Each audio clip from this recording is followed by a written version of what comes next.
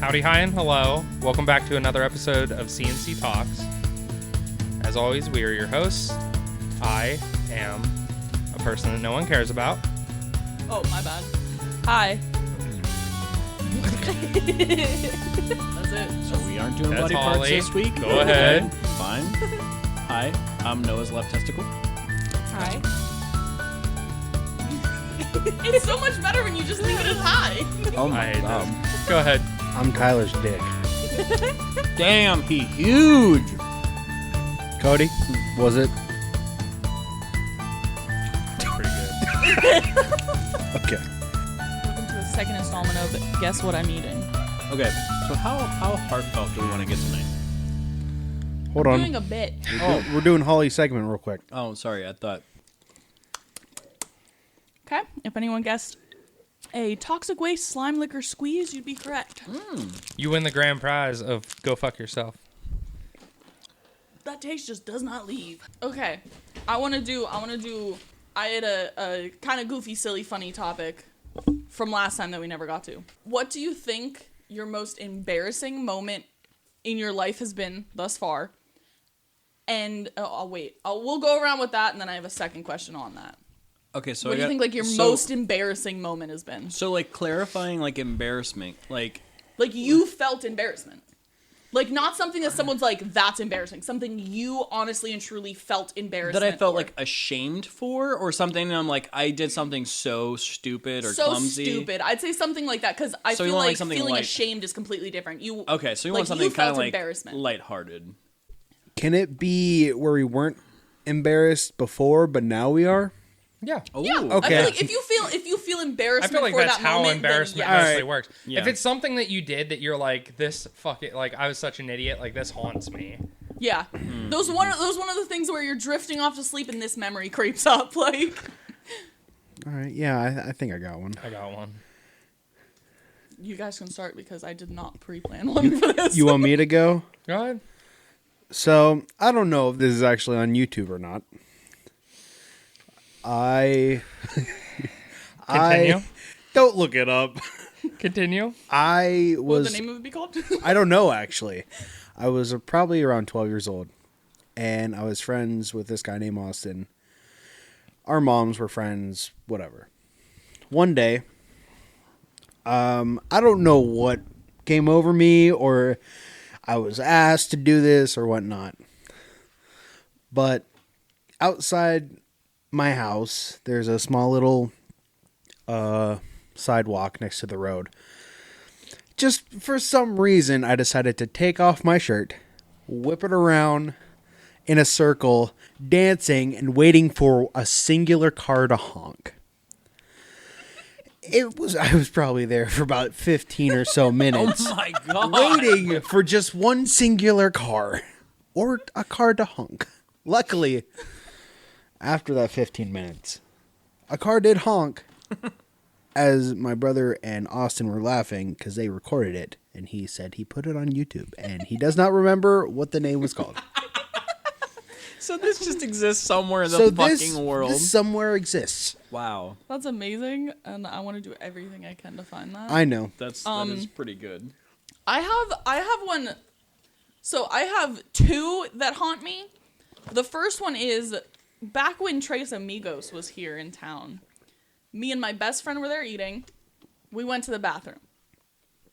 I go into one stall, and she goes into the one next to me. And I'm messing around with her, and I'm tapping my foot under her stall. Mind you, I was wearing bright red heels for some reason. So I'm tapping my foot under her stall. And then I asked her, do you ever get ass sweat, but not in your crack, under your cheeks? Because I feel like I have ass sweat, and I feel like you can see it on my jeans. I then leave the stall to meet eye to eye with my friend, who was standing at the sink the whole time, and there was an innocent woman in the stall next to me. And we go out, and she was at the table diagonal from us, and I couldn't hide my bright red heels, so she told her whole family that it was me, because I could see her talking and then pointing over to us, and I was like, fuck, let's pay and leave. I don't even care. I want to leave here. And then my other embarrassing thing, which is on YouTube somewhere, I think. Me and my friend used to make, like, a YouTube series where we would just act out different scenes that she wrote and shit like that. There was a whole thing. Her older sister acted in it and shit. It's cringy as all fuck. I hate every second of it, but I'm sure it still exists out there on YouTube somewhere. But yeah, think about those all the time, and I'm like, someone's gonna find those. Someone's gonna bring those to me. I have 2 now. I wonder if it's on here. Home wrestling. Wait, what did we call our YouTube channel? I love how it's starting with home wrestling. I'm gonna love it. No, HFC, Home Fighting Championships. Oh, okay. So I have one that's pretty good. This was a long time ago. I'm not a very easily embarrassed person. Like, I feel like I should be more shameful than I am. But I'm not. But I remember this moment. I was probably like 11 maybe. And it was like all my friends and my brother, who was much older than me, we were playing flashlight tag out in my dad's front yard. And for some reason, I was so stupid. And my dad used to like work like in the pipeline company. So he always had like those neon yellow fluorescent shirts, right? So like I'm running around in the yard in one of those. It's obviously like I'm sticking out like a sore thumb. So, and my brother was like very torturous back then. Like if he like caught you, he would like chase you down like an animal and like pin you to the ground. He'd run on all fours. Yeah, like for real, it was scary. Like it was super scary. And I remember being like, oh my God, I gotta hide my shirt, right? So my genius idea was to crawl underneath my dad's truck to like hide myself. And I like crawl underneath there and I'm like, man, it smells weird under here. And all of a sudden I just feel my brother grab my ankles and pull me from underneath the thing. And I look down at my shirt and there's just cat shit spread the whole way up just smeared the whole way up my shirt. So, yeah. And then and Ron's like, he's like, are you covered in shit right now? And I was like, I think so. And he smells it and he's like, that's definitely shit. And I'm like, all my friends are like looking at me and I'm like, I'll be back. And then it was all they talked about for the rest of the night. It was horrible. And then I remember, I'm also this is going to be bad, but I remember for 2 days I didn't feed the cats that were outside because I was pissed that they shit in the yard. Even though they're outside cats. I was like, fuck you. So, one of my embarrassing moments was HFC, which was Home Fighting Championships. We did like MMA style fighting and we recorded it and put it on YouTube. We like beat the shit out of each other, basically. Mm-hmm. And we would do like we were trying to learn like jiu-jitsu moves and stuff like that, and we were horrible at it. The only one that was good was Buff. So he was the one who came up with the idea. The rest of us, we were like, all right, we'll go ahead and do it. And like it was so funny because I knew nothing, but I was like just like powerhouse hitting people. So like if I would punch them, it was like not a good time, but I couldn't do anything else. So there is an episode of it where I bend down to like grab Buff's legs, and he brought his knee up at the same time to knee me in the chest. He hit me square in the dead center of the forehead, and I just remember looking up and I just saw like 15 lights, and I was just like, and I just like hit the ground, and he like dove on top of me. He's like, oh my God, I'm so sorry. And I'm like, I can't fucking see anything. Like I was like, something's fucked up. And I like, obviously at that point I had never been like close to being knocked out or anything. And I was just like tunnel visioning and like, it was so embarrassing. But like they had a rule where they're like, all right, we're going to do it where you got to like fight with your shirts off like they do in MMA. And I was like, I don't like this rule. I don't like it. Because I was like way bigger than I am now at that point. And that was the first thing that's super embarrassing. The other one that was like, it would probably be my choice for embarrassment was like, it literally just blanked and it left my head. Go ahead, Krista. I have another one, but I got to think of what it was. The HFC one took over, though. That one was like the worst. How old were you when this happened? 15, 14, 15. I was hoping you'd be like 22. No. That would be so much better. No, I was hoping it was like 8 or 9. Whenever I was 22, I actually enrolled in like martial arts. So I was like, I think it would be so funny to see a little forget what that shirtless place Cody is. at like 9 years old. what's that place I went with Andy when we were in Hugh Creates? Mary's ex. Is it like Leon's or whatever? Leon was his name, I believe. But it was in Clarion. They had like an MMA place, and I went there. But yeah, go ahead for now. So I am a person who is easily embarrassed. So, like, super easily. Really? And secondhand embarrassment is almost like worse. Oh. So, the one that like really sticks out to me was in college, and I think it was either like a math or a science class. So it was in the science building, and it was one of the first couple classes of the semester. So I was still getting used to like where I was going in the building because I was never in that building. I was library science, so I was always in the library or some kind of English, whatever. I was never on that side of campus. So I get in, and I'm not paying attention to what time it is, and I just go into the classroom, and it's a full classroom, and the teacher is teaching, and I just sit down, and I realize there's 10 minutes left of the class. This isn't my class. So I'm like unpacking my books and shit, and I see like, oh no. Oh no. Is this a new moment of embarrassment, Holly? Holly just dropped all her new fancy candy on the ground. I wouldn't say this is fancy candy, but So I laid my books out and stuff, and everybody's like you can tell that they've been writing notes and so, and I'm like, oh shit, I'm not supposed to be here. And I look around, and like nobody's really looking at me or whatever, but the person sitting next to me just kind of like shuffles over a little bit to give me more space, thinking that like I was supposed to be in that class. Nobody said anything, but I'm sitting there like, do I get up and leave? Yeah. Like I just sat down. Like what do I do? Yeah. So I just sat there frozen for my like God. the last 10 minutes of class. I feel it though because I feel like it would be worse if you sat down, realized, and then just went, okay, bye, and got up and left. But I didn't know anybody Yeah. in that class. Like it didn't matter. But Yeah. it was still like the freeze of being like, oh shit, I'm not supposed to be here. Everybody's looking at me. If I get up and stand up, they're gonna look at me again. Like Out of curiosity, did you learn anything? no, it was like No. fucking Shit. calculus 3 or something. Oh God. I have no idea. I remembered what mine was. Oh.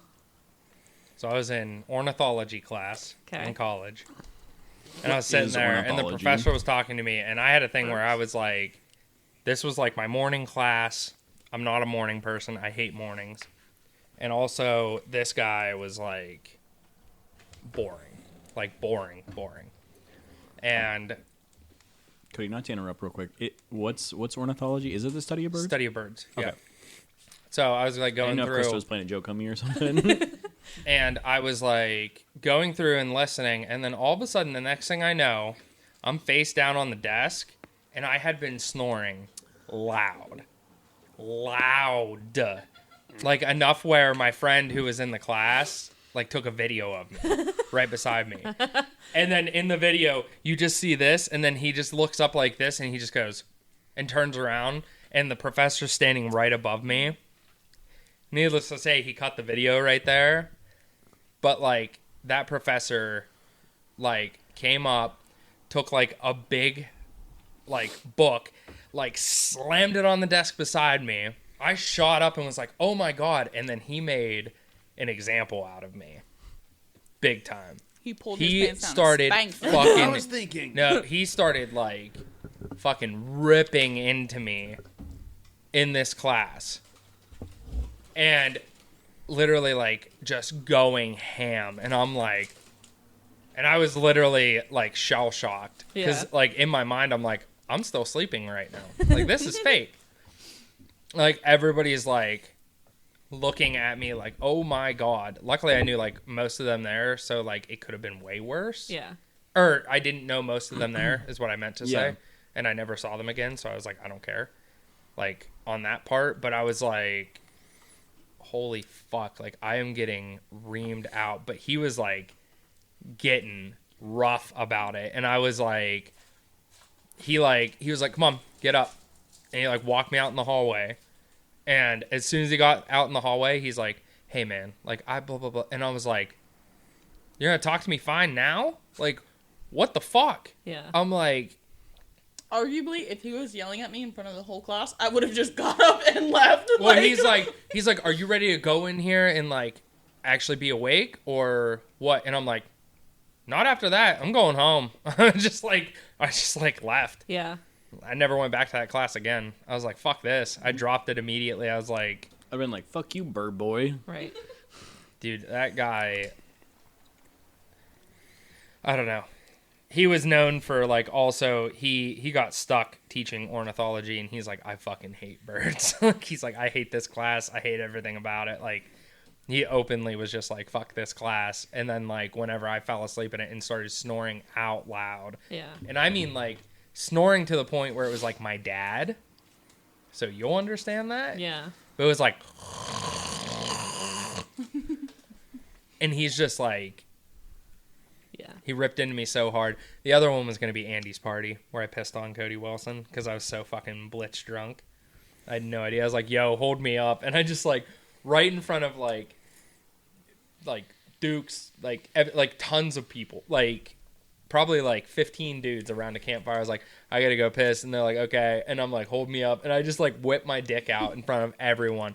Just started pissing, and I just hit Cody in the leg. And it just, like... He's like, yo, man, what the fuck? And I just, like, was like, huh? Like, what? I think I don't know who it was. Somebody held you up because you would have just fucking went It was right Andy. into it. It was Andy. held you up? Yeah. Okay. I Okay. wasn't there for that. Yeah, you were in the house crying. Yeah. So, that was when we first started dating. He left me alone at a party where I didn't know anybody. Like, Yeah. At that time, we were, like, a newer relationship, so I was like, oh, you'll just make friends. Like, that's what people do. it was like 2 girls. And I did not even, it doesn't even matter. Like, that, in my brain, I was like, you can make friends with anybody. Like, you're, like, charismatic, you're a nice person, like, all this stuff. I'm like, you'll be fine. Mm-hmm. And then I just, like, Captain, Bye-bye. because this came up at practice last week. And he's like, I remember you went through a Kraken phase. And I was like, oh, yeah. I was like, you know, Kraken and Coke, half and half, drink the whole thing. And I get so drunk that I fill it up with Kraken, forget to put Coke in it. And I'm just, like, drinking straight Kraken, and I have a Miller High Life in the other hand, and I'm just double fisting. I'm, like, stumbling around at the party. Dukes showed up. That was the first time I ever actually had, like, a conversation with him. And apparently, I came up to him and was like, hey, man, I got to tell you, like, blah, blah, blah. And I started talking about this class I had that was racism in the workplace. And I just went on this huge rant, and he was like, all right, I'm here for it. And he just, like, him and I just started talking. And he would, like, I was, like, just arguing about it and just, like, sitting there being like, yeah, this is bullshit, like, all this stuff. And I was like, did I say anything, like, fucked up? And he's like, no. He's like, you were actually, like, super coherent during all of it. But he's like, I'm like, I don't remember a fucking thing. I remember after that, I remember Andy holding me up while I changed my shorts. And that was all. And he laid me down in the bed. He's like, no smoking. Don't piss the bed. And I'm like, we good. And then I remember I woke up, didn't have a hangover. And I was like, fuck yeah, let's go. And I just went to class. So, the second part of this question. Has there ever been something that has happened where someone's like, you should be embarrassed for that, but you felt no embarrassment? I say this because something that happened last week at the shop that everyone kept telling me I should be so embarrassed for. But I do not feel embarrassed. You should still feel embarrassed. I don't feel any embarrassment. It was whatever. So, here's what happened. Okay, wait. This was so embarrassing. Like, I don't get embarrassed, right? Yeah. I'm not an embarrassing person. When she told me what happened, I had secondhand embarrassment. Okay. That's how bad this situation is. Okay. All right, go ahead. I'm ready for it. So, we're trying to duck out early. Tyler's last appointment comes in. They're standing there waiting. I also got a new big glug water bottle. I drink water and I have to pee every 5 minutes. So I'm constantly in and out of the bathroom. I go, I pee, I leave the bathroom, I go back to the front desk, and Tyler's appointment comes up and is like, hey, you have toilet paper hanging out of the back of your pants. This happened when we were here. And I was like, I just realized that. okay, cool. Pulled it out, and it was so weird because it was tucked into the top waistband of my jeans, and then part of it was also tucked up in my shirt, and then there was like a tail hanging out. Dude, what if there would have been a shitty piece of toilet paper? Just said shit on the back. So, and here's the thing. It was like so much like a TV show or a movie where they have like the toilet paper hanging out of the pants, like the perfect neat squares of it. That's exactly how it was. I don't know what the fuck happened. All I can assume is that someone tore off a piece of toilet paper, and when they went to throw it in the toilet, it landed on the seat, like the back of the toilet, not in the toilet, because I don't know how the fuck that happened otherwise. And it was perfect, just neat little squares. Bro, that makes it so much worse. That doesn't even And I was bother like, me. I was I'd be like, all right. No. Oh, It's really? just a loose bit Yeah. of toilet paper. and here's the thing. It's not like if I went in there and shit and there was shit on this toilet paper, I would be like mortified. But I didn't care. To me, it was just Where okay. the fuck did yeah, this I was come like, from? Yeah. how did it get there? And why was it up my shirt too? Like that's the weirdest part to me is it was slightly up my shirt. I'm like, how the fuck did that happen? But I tell them, and Josh and Tyler and Katie, they're all like, that's so fucking embarrassing. Oh my god. And then I said that it was Tyler's client who told me, and they're like, that makes it worse. I'm like, why? Like, I don't fucking care. If I don't would have fucking came like up to those you and been people, I like, don't fucking hey, hang out with them. you have toilet paper hanging out your ass, I would have laughed about it. But the fact that like one of my random clients goes up and like, hey, you have toilet paper just hanging out your ass. Like, what the fuck? I didn't care. It's, To be fair, if I would have seen it, I would have just let her go. But the thing, like, to me, it didn't affect me. It didn't. I would have pulled I it felt off as nothing like, for I would have that. been like, oh yeah, I'm being funny and trying to see if Josh will say, No. like, I would have like covered it up so hard. Dude, that would have made you. I would have been like, you're fucking weird. Like, if you would have, I if you would have covered it legitimately- up. Are you good? He held in a sneeze. Hold on. Gotta wait. He's fighting some demons. Why'd you hold in the sneeze? No, that's not it. You got a brain freeze? No. You didn't even drink anything. He's really got a fart. You're just gonna. Oh, God. We have a bathroom. No. I'm able to sneeze quietly enough. But this second one felt like a shotgun to my back. Oh, Yeah. yeah, cracked Don't in- hold it in. It Like, cracked doing in something 3 in there. places. God damn. Oh, yeah. Here's some that didn't fall on the floor. Yeah, no, like to me, I didn't mean, care about that didn't it. fall on the floor either. Okay. But. It wasn't like dirty toilet paper. Wasn't like legitimately. I did not give a shit. I didn't find the need to make up an excuse or anything. I legitimately pulled it and went, where the fuck did that come from? To your client. I don't care. Nope. No, I just Yeah, no. absolute mortified. I don't know. Everyone just said that I should be embarrassed for that. And I'm like, it has zero effect on me. Yeah, that wouldn't bother me too much. Yeah. I'd be Like, like, whatever. yeah, I'd be more. And then Like the I thing said, is, I think the confusion of it would distract me so much from being that's mortified the that thing. I was like, I was so confused where the as to fuck one. would this come from? Right. That's the only thing I can think of is that someone threw out a piece of toilet paper, and it was just on the back of the toilet. No idea. I have zero idea. But I didn't care. I don't know. And that's the thing. If I was super embarrassed about it, I wouldn't have said a fucking word to anybody because the client came up like all quiet and was like, "Hey, you have toilet paper?" I was like, "Where the fuck did that come from?" And then he was like, "I'm so sorry." And I'm like, I don't fucking care. First, like, thanks for telling me. Yeah. You know, like, I appreciate that, but I don't fucking know. I don't know where it fucking came from. And then after they left, I fucking told everyone. I was like, this is so fucking weird. I got one. I don't really think it's embarrassing. I think everyone... so in Punk City, there's a thing called Powder Puff, Yeah. where the senior girls and the junior girls play a game of flag football, and instead of the girls being cheerleaders, guys become cheerleaders. Yeah. And I was one of those cheerleaders. Hell yeah. Hell yeah. Did you guys do stunts? One of our friends was able to jump over all of our heads while we were all standing, which was I thought was God really damn. fucking Oh cool. yeah. That's fucking impressive. Better than the cheerleaders we got around here. But with me, I wore a green Tinkerbell tutu with like a couple. Wait, I remember Yeah. this. As soon as he said the Tinkerbell tutu, I remember was like, seeing the picture. and I was like, "Yep, I was there for that moment." Like everyone was wearing like face paint and being all yeah. I was like, I'll wear a fucking tutu. Why not? I don't care. I feel like people were embarrassed for me, but It's entertaining. it was entertaining. I was on for our halftime show for Powder Puff. We did it where I was in the center having to do a dance, like twirling around being a fucking fairy. And then after like a certain part of the song ends, everyone else joins. Everyone of the guy cheerleaders came in and then we did our routine. I thought it was fine.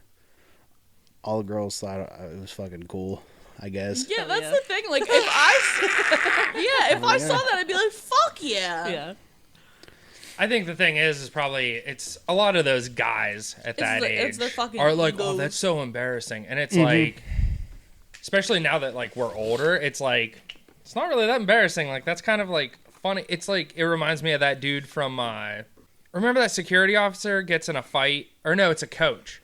The coach gets in a fight with one of the refs, and he's like, what, blah blah blah, and he like goes up and one of the cheerleaders like slams into him or something, and he like pushes the cheerleader out of the way. He's like, the hell, what the hell? And she starts backing up, and then like he's like, yeah, blah blah blah, and he turns around like as he's walking backwards, and as soon as he's in position, he just like starts like going like this and like does Oh, like yeah, the yeah, cheerleading yeah. dance stuff, and he like follows through the whole thing, like it's all recited, and the whole crowd, like the camera shakes from how loud everybody's screaming. I was like, that's one of those things. It's like young kids, like high schoolers and stuff, they're probably like, oh my god, that's weird, like you know, and it's like older people are just like, that's funny as fuck, that's awesome, like Which kudos is- to you for having the balls to do that. Yeah. Like It's funny too because like that is like embarrassing. Yet when they had like a fucking Barbie themed thing, there was a bunch of those same kind of high schoolers who are like the macho tough football kids who were all in pink in fucking Daisy Duke shorts and rhinestone cowboy boots and shit. Yep. That's okay for them. well, that's because the cool people Like Cool Barbie. people That's like what I doing mean. that. Yeah, it's all just a popularity contest. It's so fucking stupid. Like, that's one of my biggest things. I fucking hated high school. I hated high school with a passion. The worst thing I've ever had to go through.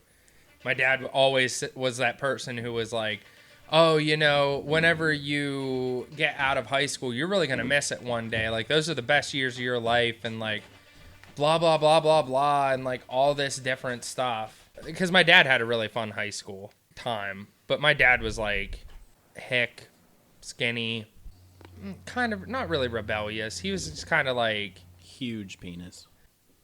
just, I don't know, like he was just like kind of like a likable dude for the most part, from what I know. Obviously, there's people who probably hated him, and I get that. It's whatever. There's still people that hate him, but it's one of those things where I was like, okay, that's fine, but like you're telling a kid who was like way, way overweight, terrible at all sports, like not popular until like halfway through 11th grade, like miserable, bullied, everything. You're telling a kid, hey, these are the best years of your life. I'm like, if that's true, I'm outing myself as soon as I'm 18. Like, there's no way. Because then I went to college and I was like, okay, college were the best years of my life. Like, I think now is the best years of my life, like looking forward. But like, if I had to compare high school and college was definitely way better. It was so much more fun. Well, yeah, because I also tell you fucking all through high school, your college professors are not going to deal with this, you know? Like, that sort of shit.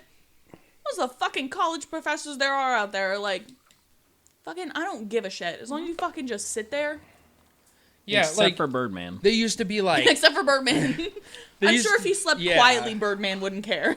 yeah, because he was like, but that's the thing. Birdman was also like before that, I had like a show on a weekend, and I was obviously a very bad student, and I was like, I'll just do it like Sunday night when I get home, or I'll do it like super early Monday. Got home, passed out on the couch, didn't even think about it, woke up.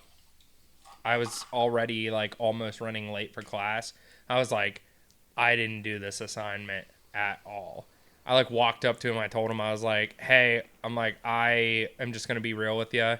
I had a show yesterday in like, I think it was in Reynoldsville. I think it was at the Foxhole or something. I was like, I had a show in Reynoldsville. I like fucked up and didn't do this. He's like, just turn it in tomorrow. I was like, oh, okay. He was like super chill about it. He's just like, whenever I fell asleep in class, he was like, that's a no-no. Yeah. And that was like the most embarrassing. But also, I will say it was nice because that's when I went to go catch those little pygmy owls. We went up to do the banding for owls, and we caught the pygmy owls that were this big. They were super tiny. They just have massive nets, and they fly into the nets, and then it like tumble down. Yeah, like, you know how when we go to the tennis courts? Yeah. You know how, like, sometimes the balls will hit the nets and then drop down in, and then it's got that, like... A little scoopy at the bottom. Yeah, it, like, sags. Yeah. So then, the owls would fall down in and get caught in there. Yeah. And they were, like, super tiny. And we had an owl that was banded, and we looked it up and to see where it came from. And it was, like... This was, like, up north, and it came from, like... I want to say it came from, like, Australia. North Carolina or something like that. Oh, crap. That's pretty far. And I was like, oh, that's sweet. Like, you know, Yeah. and it was so much fun. And they were adorable. That was like one of my favorite things to look at now. Like those little pygmy owls. Yeah.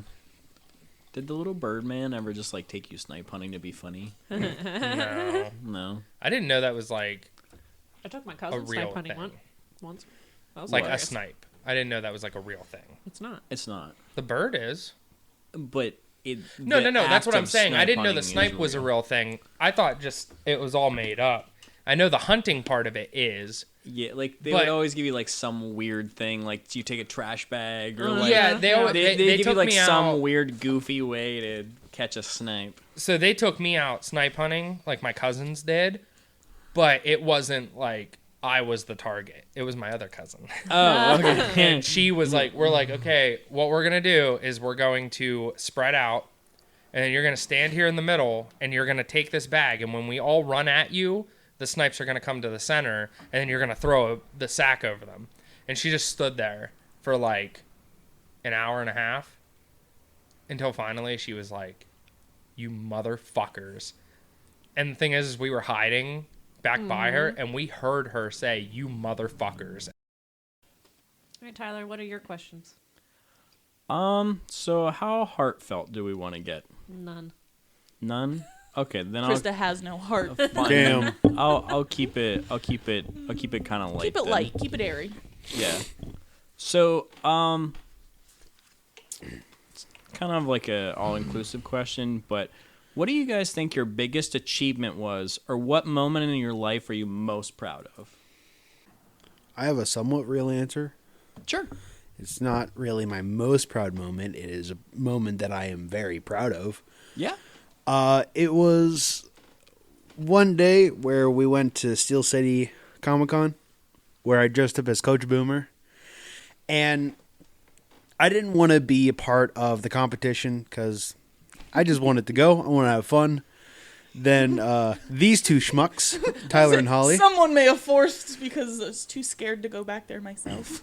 Holly was afraid to be alone. So I'm like, fine, I guess, whatever, I'll go. Me and Holly are almost to the front. And Holly's like, Matthew Lillard's here, I gotta go. And she leaves me.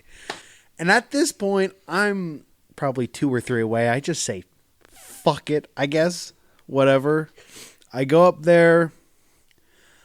I do one of his lines. I walk off. And I'm like, that was kind of cool. I guess. I did it before. but it was all right.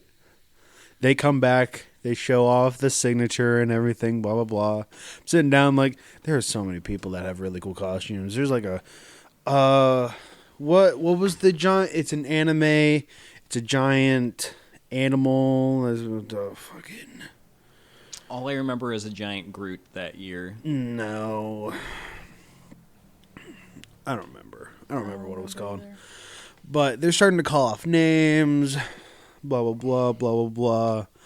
Noah as coach, people are like, what in the Sam fuck? So I get in the top 10 out of Oh my god, dude. There was... the over 100 people. Yeah, there was So many As I fucking just people. wear a jacket that got embroidered on the back. And You also had I had a clipboard that had papers that said hero or sidekick and then a bunch of lines to put in notes. And that was it. I didn't win any prizes, but still being in the top 10, shit, dog. It was definitely a proud moment. That was awesome. It was good. I think proud moment for me is making my own business a thing, doing that. Super cool. Honestly, going through some of the training, I was like, this will never be my job. I'm not gonna make it through this shit. That day at going to where I trained, and them torturing me through that day, I puked probably over 10 times that day. And I was so nervous. I didn't puke because I was nervous. I puked because they made me puke. And I made Tyler go and buy me a new shirt because I was sweating through the one I was wearing. Just freaking the fuck out. And then I butchered Tyler's fucking belly. And I was like, this is it. I'm never going to be a fucking piercer.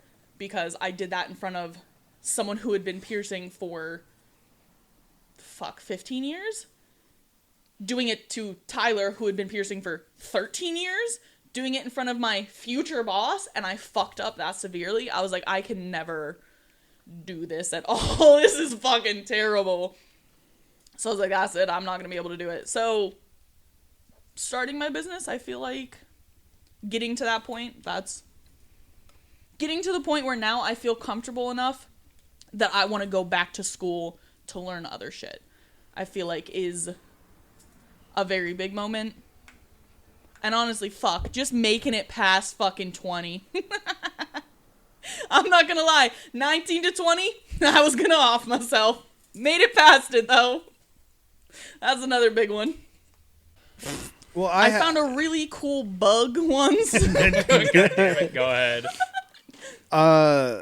My other thing, like an actual achievement that I would be extremely proud of, is just starting podcasting with Cody. Probably became one of the biggest things I'm most proud of. Yeah. And most, like... Boo. No, I'm just kidding. This podcast sucks. becoming... Doing something, being able to hear myself, like, other than just with a group of friends, I feel like that's a massive achievement in my Fuck eyes. yeah. Hell yeah, dude. Now we're on YouTube. We are on YouTube. Check us out on YouTube. Yeah. Like, share, and subscribe.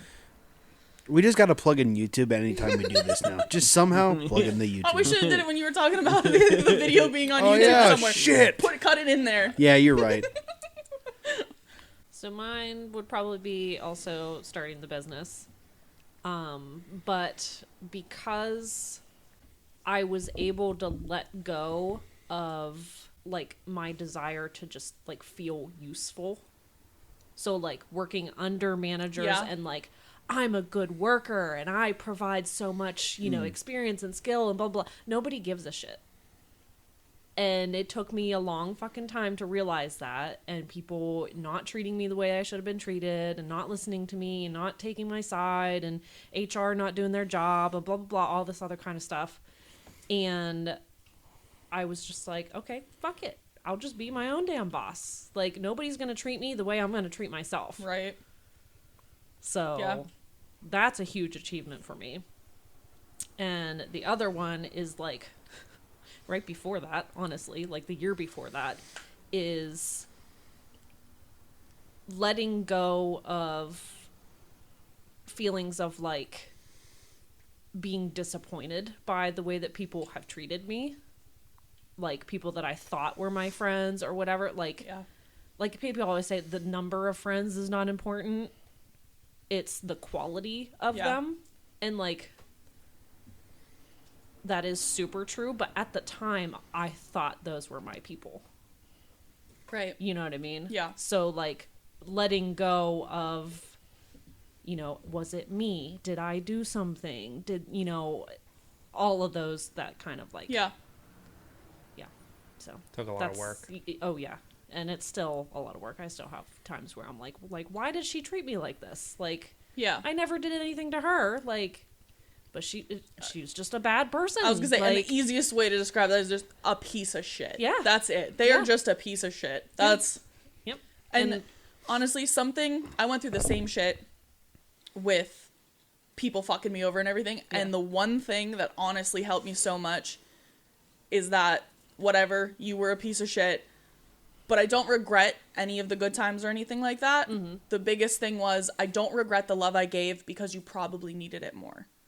So that was like the thing that really helped me get past that. Yeah. Was like, I don't regret loving them. I don't regret being their friend.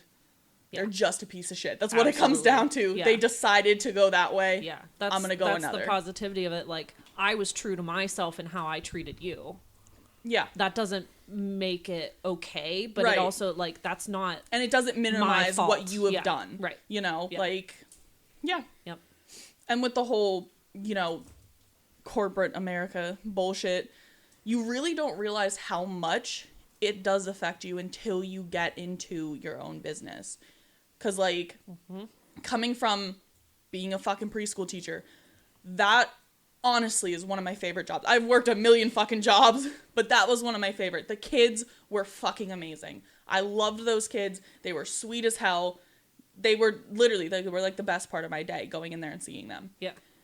It was just the management, and I could not do it. And when Tyler told me about coming in here and piercing and talking about that, once I came in here, and while technically, yes, I do still have a boss, Josh is technically my boss because I am a shop manager, the way I'm treated is just, it's miles apart. Yeah. Like, I'm not, like, listen, Josh will get on my ass, and he will make fun of me, and he will say shit like, you know, I took a 2-week-long vacation, even though I had surgery. You know, he'll say shit like that. But he doesn't make me feel bad for that fact. Whereas if I was sick one day from the school, I was made out to be the fucking worst person ever. God forbid I request a day off when everyone else has 12 days off requested. If I request one, I am the scum of the earth because I open, I close, I clean, I do kitchen. I did everything. Yeah. So they can't survive without me. Right. And that was like, you don't realize how much that really takes a toll on you until you leave that.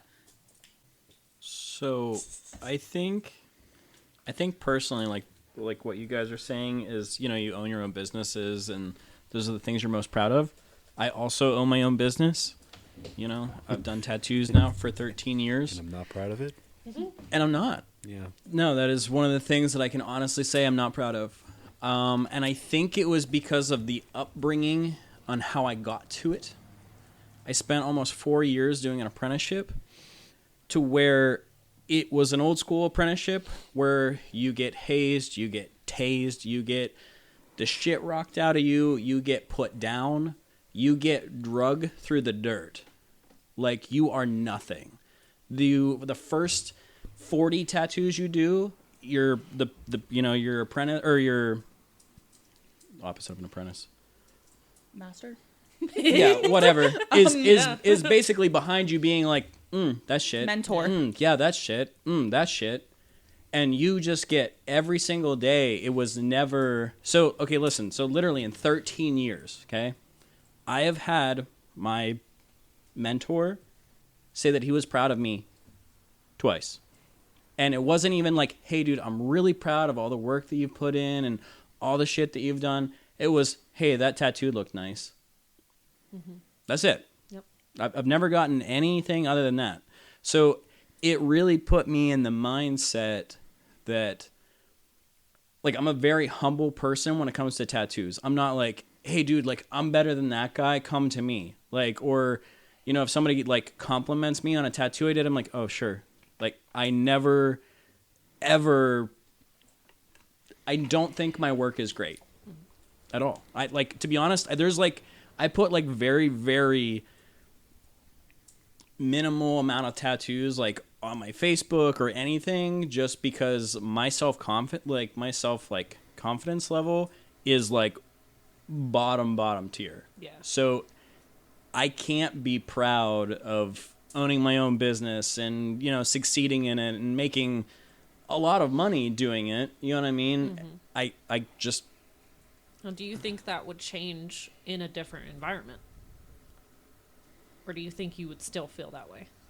Like if you, like let's had say a more Josh was supportive like, environment. hey, no more, we're not doing this, like, shutting shit down. But you, like, still had to do, like, let's say you wanted to do tattooing still. Like, you were like, well, I don't really have... no, I would still feel awful about it. I feel like It's not... But even if you went somewhere where somebody was like, Yep, wouldn't constantly... matter. Nope, Okay. no, even if I had, like, positive feedback every day, it would never bring that back up. I think like it's just one because thing, it's so... One thing that I think really changes it too is that you were 17 when you started here. Your, like, most impressionable years were spent doing this. And I feel like take you today and put you in that situation. I feel like it would turn out different rather than you were a fucking teenager going through that sort of shit. Yeah, Oh, like yeah. where you're just like, oh, this is just like the way it is. Not like, hell yeah, this is awesome. And then it's like, cool. Like, Oh, yeah, and, like, trust me, like, I went through, like, literal torture yeah. to make sure that I could stay here. You know what I mean? So it was always, like, you know, like, it's kind of like a dog knowing its place sort of thing. Like, so I was never, like, forefront with my business or, like, my artwork in general. It was always, like, you know, I'm here to do a job. I come in, I do my job, and I go home. Mm-hmm. That's it. There's nothing else to it other than that. Yep. So there's nothing to be proud of. There's nothing to, you know what I mean? It just, it is what it is, and that's it. That's the old school way of, like, tattooing. That whole mentor apprentice thing, the whole thought behind it is that you break them down to nothing and build them back up till they're worth it, basically. And that's why, like, the first thing when you're an apprentice, your name gets taken from you. Like, Yeah, you get stripped of your physical name like Tyler was Mary for 4 years. for 4 years. Josh never said my name in 4 years. My real name. Not even outside of the shop, like if we went out to eat or like if we went anywhere, like text messages, anything, it was always Mary and never my real name. Wow. For 4 years. And that's why I'm still Steve. I am Stevie, I'm Steve. Yeah. Even though I am no longer an apprentice, I own my own business. I am still Steve to him. Right. And there was a moment, and it actually made me cry because it meant the world to me. It was 2 years ago on Christmas. My Christmas gift from Josh. One thing about the shop is when you are a part of the shop, you got your own mug. Yvette makes us mugs and stuff like that. Yeah. And your name gets written on the bottom. You are a part of the shop. Tyler has one. Josh has one. Heath, the cop, has one. Our friend Bert has one. Colton has one. Everyone who was, like, important to the shop had their own mug. And I always joked about it. And, you know, at one point Josh brought me in this cup fucking 2 inches big. And it had, like, a little grandma on it. And he said, you know, that was my cup and blah, blah, blah. Well, for Christmas that year, he got me a bee mug.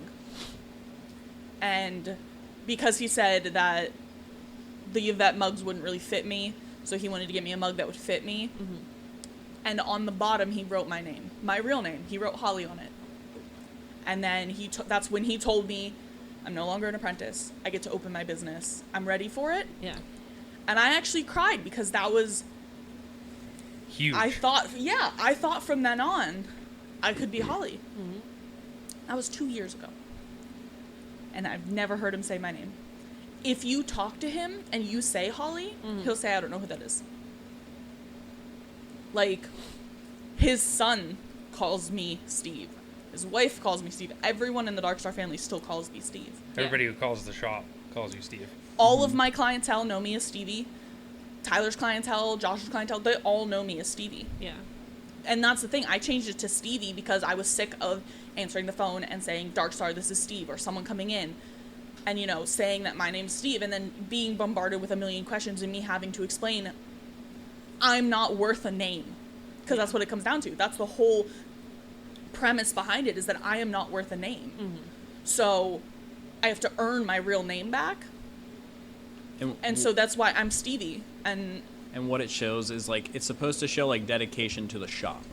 That you crawled through the stomachs of hell to be here, so you deserve to be here. And that's why, like, truly, that's, like, why we don't get fired for, like, taking a month off. Or, you know what I mean? Because, you know, we deserve it. You know, not to be, like, selfish or whatever, but, like, we can get away with a lot of shit that a lot of people can't, just because we deserve it. And with, you know, and with all due respect to Josh and everything, he is very, very gracious with the way that he allows us to be here. Most shops, you have to pay, you know, rent for your booth, you have to buy your own supplies and all that sort of stuff. Whereas with ours, you know, we put percentages in the box to go towards supplies and things like that. We don't have to pay a monthly booth rent. We are very lucky in that aspect of it. It's just, Josh was brought up old school tattooing. So he brought us up in this business, old school tattooing. And it is rough to go through. Thankfully, and I'm saying that I did not go through a fucking fraction of what Tyler went through. Like, I was made to puke until my stomach hurt. I was locked in a closet. I was bungee corded to a chair, not able to move. But I got Josh in his later years when he had softened up, where he wasn't as violent towards them. Mm-hmm. And also, I was a piercing apprentice, not a tattoo apprentice. If I was a tattoo apprentice, I would have got my shit rocked. Equally the same as Tyler. But, like, he went through way harsher shit. I definitely came out very fucking lucky on that aspect of it. But it's just, it's rough to go through. Not only the physical shit, but the mental shit that it does. Mm-hmm. I mean, don't get me wrong. I mean, I applaud him for it, you know, because who knows, maybe I wouldn't have stuck it out. You know, maybe I would have gave up years ago and that sort of thing.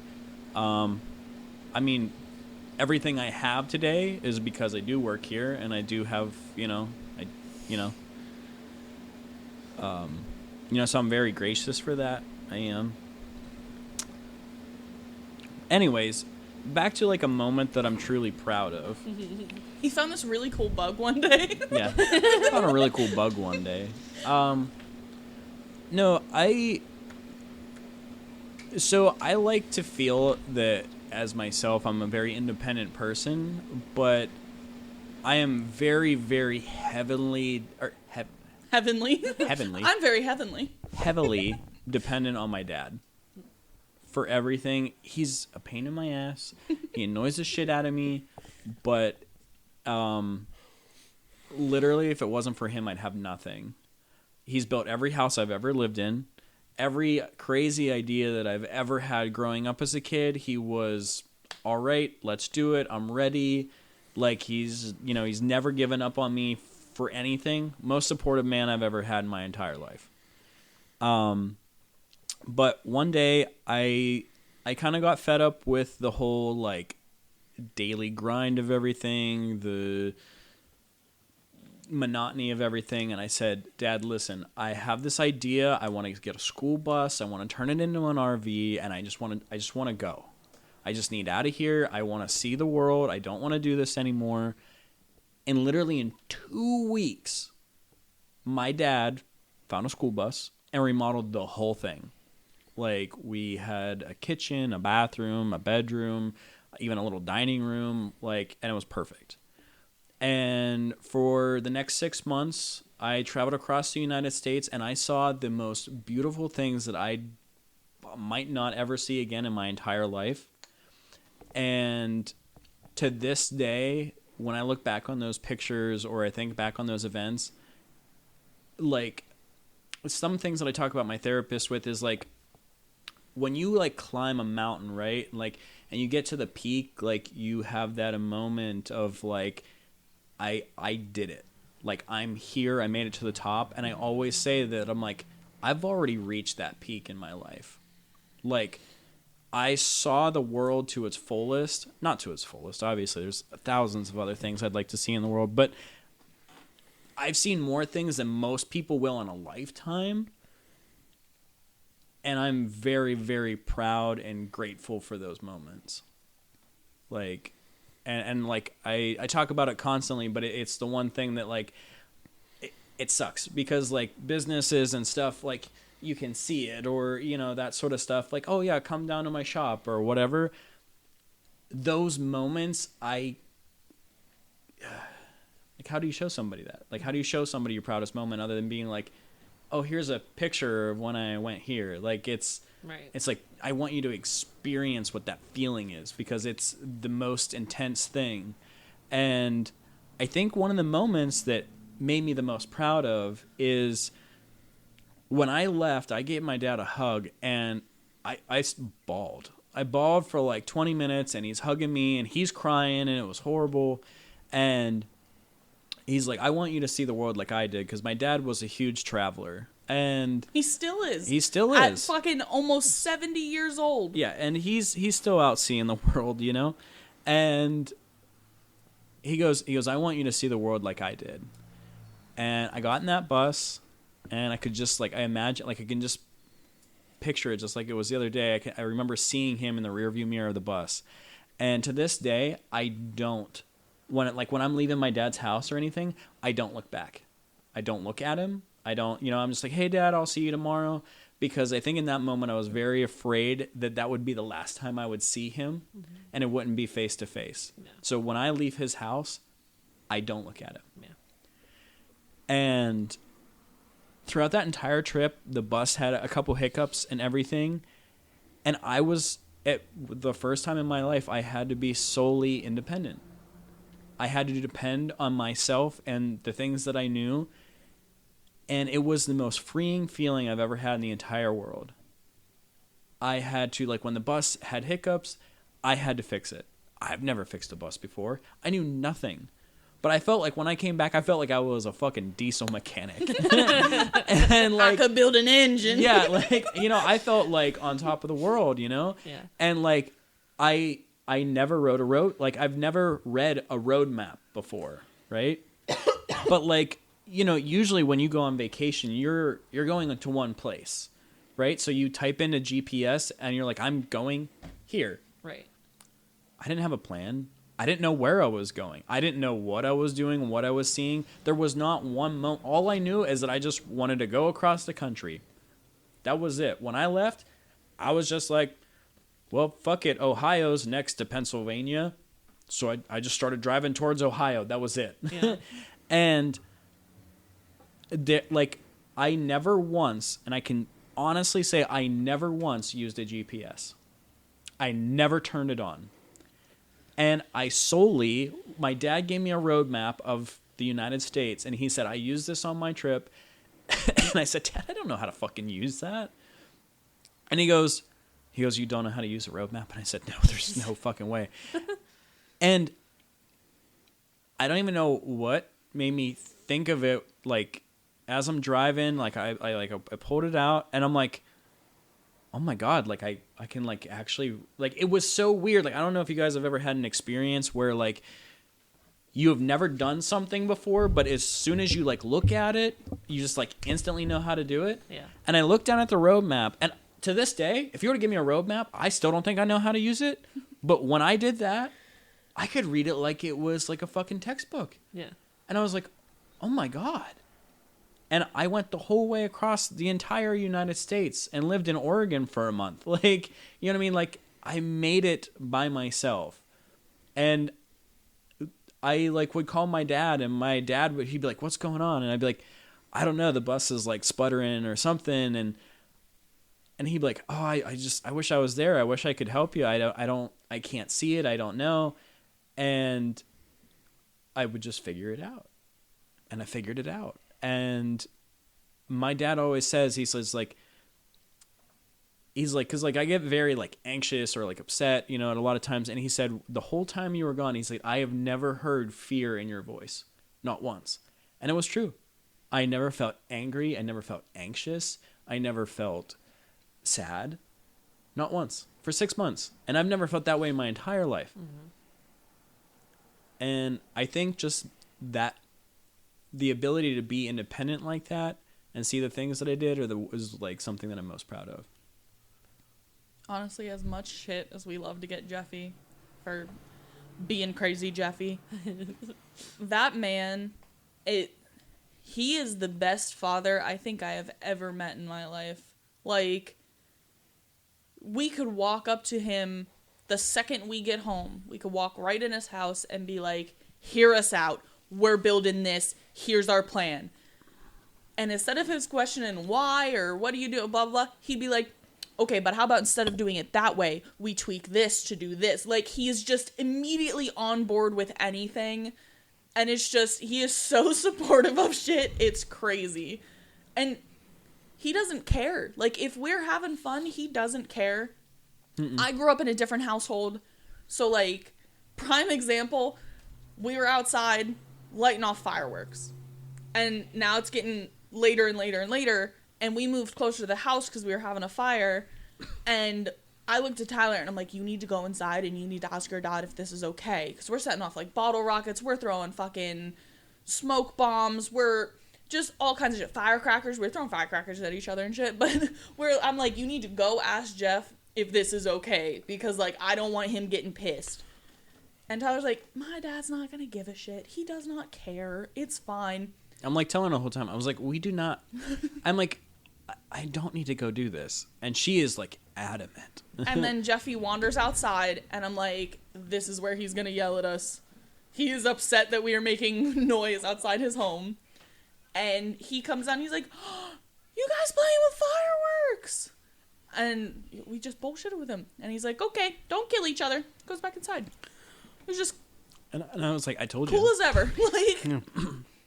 Like, I think the most recent thing I was like, I had this whole thing, because, like, my dad always says that he wants to make money using his property somehow, because he has a large amount of property, and he always has a million ideas himself. But I said, Dad, like, I got on an Airbnb kick, because I was, like, watching this documentary on, like, the weirdest Airbnbs, and so I was like, Dad, we need to turn your property into, like, an Airbnb, like, that has the craziest ideas, right? And I was like, one of them we'll do like a double-decker bus, like, built into the woods, and like you can like come out on like the top deck into the balcony of the trees and stuff. And my dad, instead of, you know, what a normal parent would be like, oh, that'll never work, or, you know, like, I don't want you using my property like that, or he was instantly like, oh my God, he's like, I know a guy with a double-decker bus. And it's for sale. Like, we could get it so cheap. And he's like on and on and on. And he, like, by the next morning, he had brought me down I went to his house and he brought me a composition notebook. And he had sketched out all the plans to build an Airbnb using a double-decker bus that he built inside of his woods. And he drew it all out. And he's like, we need exactly like 150 2x4s, we need this, we need a sink, we need blah blah blah. And he's like, I also figured out how much paint we need to paint the outside, how much to do a deck, and he's asking me like all this stuff, and he's like, and then he already started a list on all the things that he already had. He's like, I have a sink, I have this amount of wood, and it was just a random idea that I just pitched to him one day because, you know, I was watching some YouTube video and it gave me some crazy inspiration for a moment. But that's how, like, ungodly supportive he is. Like, today we had the eclipse party, and I was like, Dad, like, I really want to do this eclipse thing, and, I just want to have, like, some friends over, or, like, my aunt and uncle came today, and, I want to do some chicken, and he's like, oh, yeah, this morning I woke up, he had the fireplace, like, up on the hill, and all this other stuff, and he's like, I got you guys some fishing poles, and, like, it's like, no, I just feel like no other parent does that, like... I've just never met anybody like that before. Yeah. We weren't supposed to get heartfelt. Huh? I said we weren't supposed to get heartfelt. We're supposed to keep it light, keep it airy. Did Cody say his? No. Not yet. What Right is now. your greatest achievement so far in life? His Pokemon deck, he's 3-0 right now. One's going to be kind of obvious. The other one's going to be kind of sappy, but it is, because I never thought it would happen, ever. The one that, like, if I'm talking about, like, doing, like, things in general that are fun to me, but also accomplishing, it would be pretty much everything I've done with music so far. That's a huge thing. The other thing is, like, building the life with Krista that we have and getting married with her. Like, I never wanted to get married. I said marriage was fucking stupid. Up till... So, it was a weird thing that happened, but I had zero idea of what was going on, nothing, and I had gone over to her parents while she was on vacation, I believe. I was picking up something. Oh, tires for my Jeep. I had bought a Wrangler, and all I had was huge tires. And I was like, this thing drives like shit.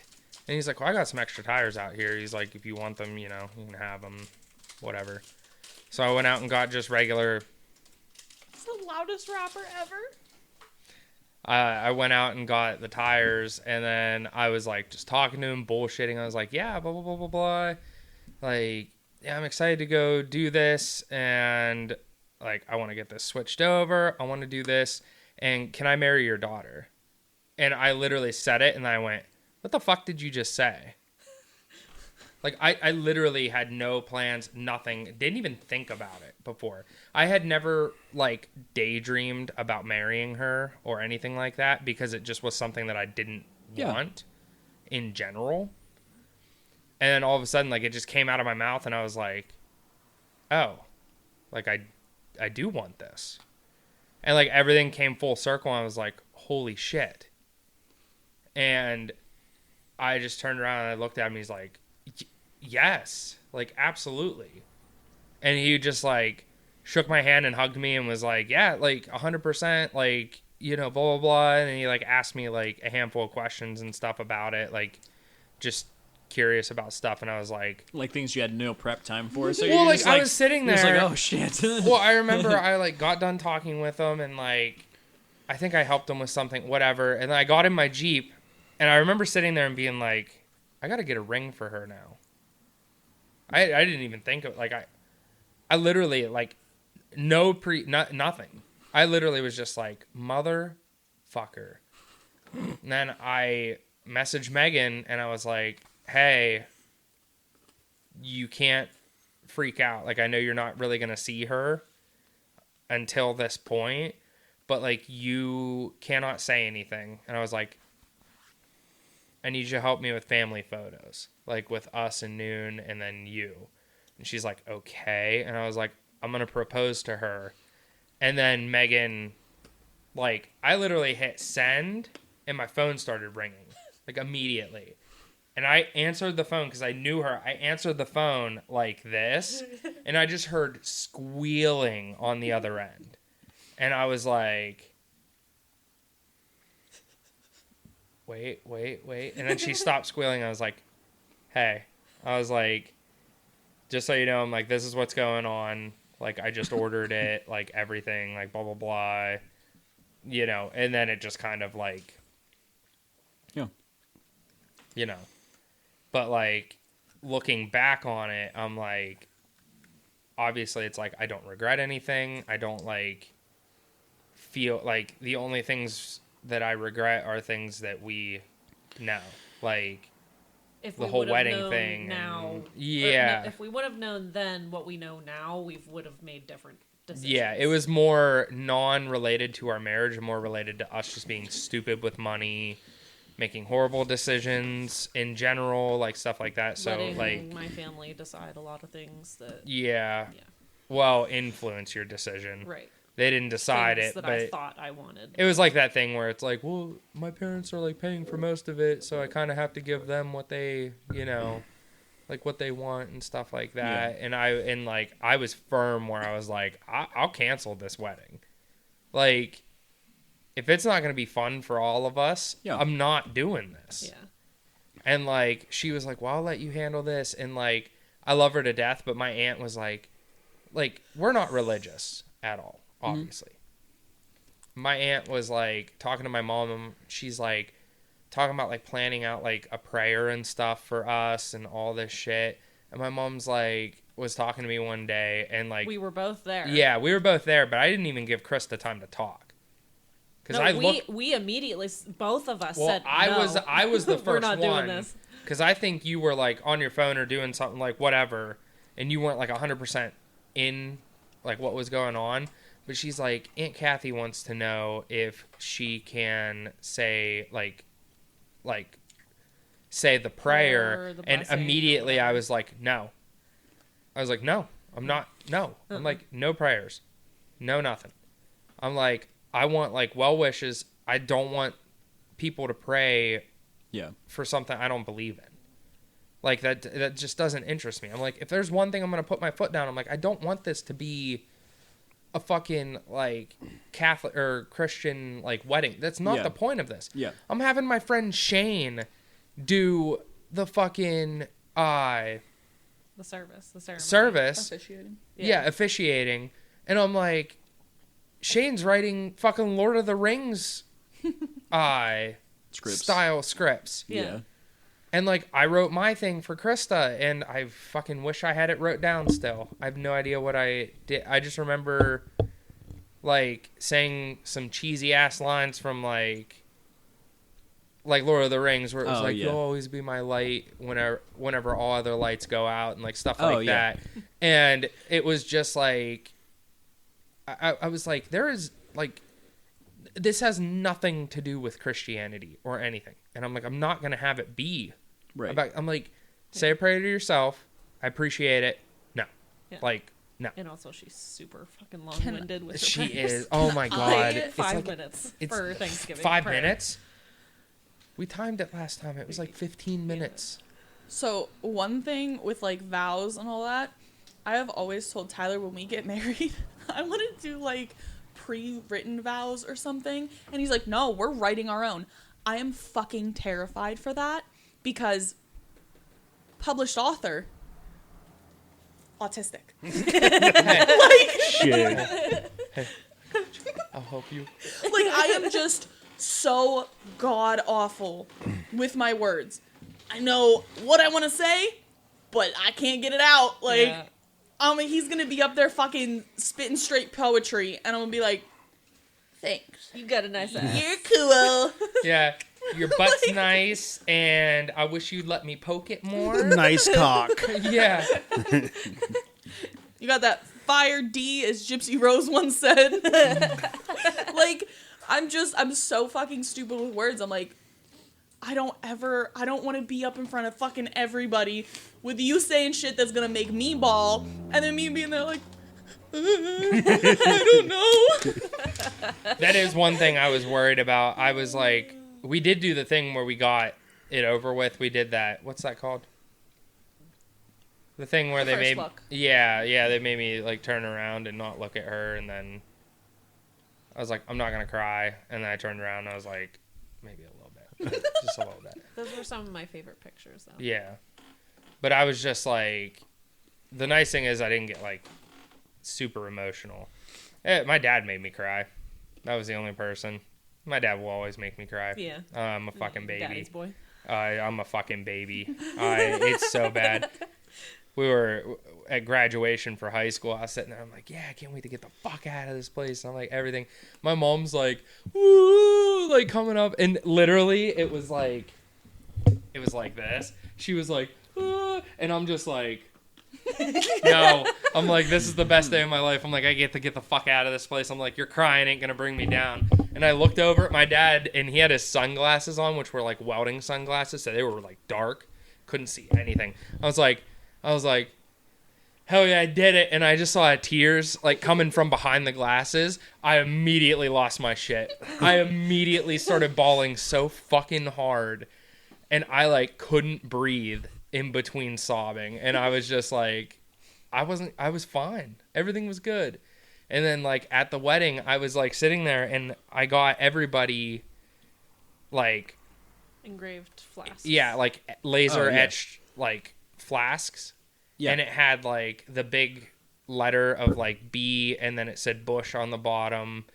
And then it had was their E, last and then it was names. Enslin, Yeah. like for both of them. And then I think I got one for each of my groomsmen too. And I ended up like, I handed it out. Everything was fine. Like, even your dad was like, this is really cool. Like, everybody's like, yeah, blah, blah, blah. I turned around. My dad's like, this is really nice. And I was like, no, Mom, don't do this. I just immediately just broke. Like, every time. It's always my dad. Like, my mom was, like, always more open emotionally. So I was kind of, like, used to it. Like, she does, like, upset me whenever she tears up and stuff like that. And it's like, whatever. But not like your dad. My dad got me that necklace thing, and it's just like, It has just a dog tag on it. That's it's like a dog tag with like something on it that just says about like being proud and stuff. He gave that to me at it wasn't this past Christmas, it was the Christmas before. Fucking lost my shit. I was like, I like started reading it and I got like 3 lines in and I had tears streaming and I was like, I don't know if I can read the rest of this. I looked over and my dad's like sitting there like this and he's just like fucking, and I'm like, I definitely can't read the rest of this. Like, I was like, I'm over it now. Are you crying? Yeah, but...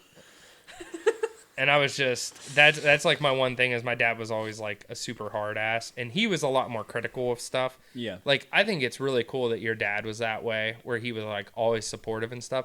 My dad was always supportive, but also with me, like, having like ADHD and I didn't follow through with a lot of stuff, and like it's kind of like Krista, which this is not a bad thing, so don't feel bad about it or anything. We've already talked about it. We like, it's nothing shitty of her. Like, it is definitely warranted. But whenever I started Killer Mimic and I started the clothing brand and stuff, she was like, okay, whatever. Like, she didn't like say that, but she was like, yeah, like that's cool. That's a cool idea. Didn't really give in to, like, anything. Right. And then, like, I came up to her and I, like, slapped the piece of paper down and stuff. And I was like, get my first designs printed tomorrow and blah, blah, blah. Here's my, like, business license, everything. And she was like, that's really cool. Like, it's blah, blah, blah. And I could, like, tell a change. And I was like, yeah, like, And she's like, I'm going to be honest with you. I thought this was something you were just going to talk about and just not pick up. Right. And, like, it hurt my feelings, but then I was like, oh, like, duh. Like, it makes sense. Yeah. Like, I do that all the time with so much stuff. I'm like that, though, too. Like, dude, I have a million fucking ideas. Dude, just one small thing. Your Pokemon decks. Yeah. How many Pokemon decks have you built? And I'm like... Thousands. Yeah, but, like, I'm sitting there, but... I'm like, Cody, you like this idea? And you're like, yeah. And in the same breath, I'm like... Cody, look, I have a different one now. Yeah, and like the thing is, I'm like, oh, okay. And then I go over, I'm looking at his stuff, and I'm like, wait, you actually built that Mr. Rhyme deck? And he's like, yeah. And I'm like, I thought you just gave up on the idea. He's like, no, I ordered the stuff and I built the deck. I'm like, have you ever played it? And he's like, no. And I'm like, are you fucking kidding me? Oh, yeah, no, like, I'll go full-fledged on an idea. Yeah. Like, if I have an idea, boom, I do it. But then I'm just like... All right, I did it. I completed it. All right, next. What else do I got? Yeah, or he'll be sitting there and he'll be like, yeah, this deck is really cool. Oh, wait, what is somebody using this for?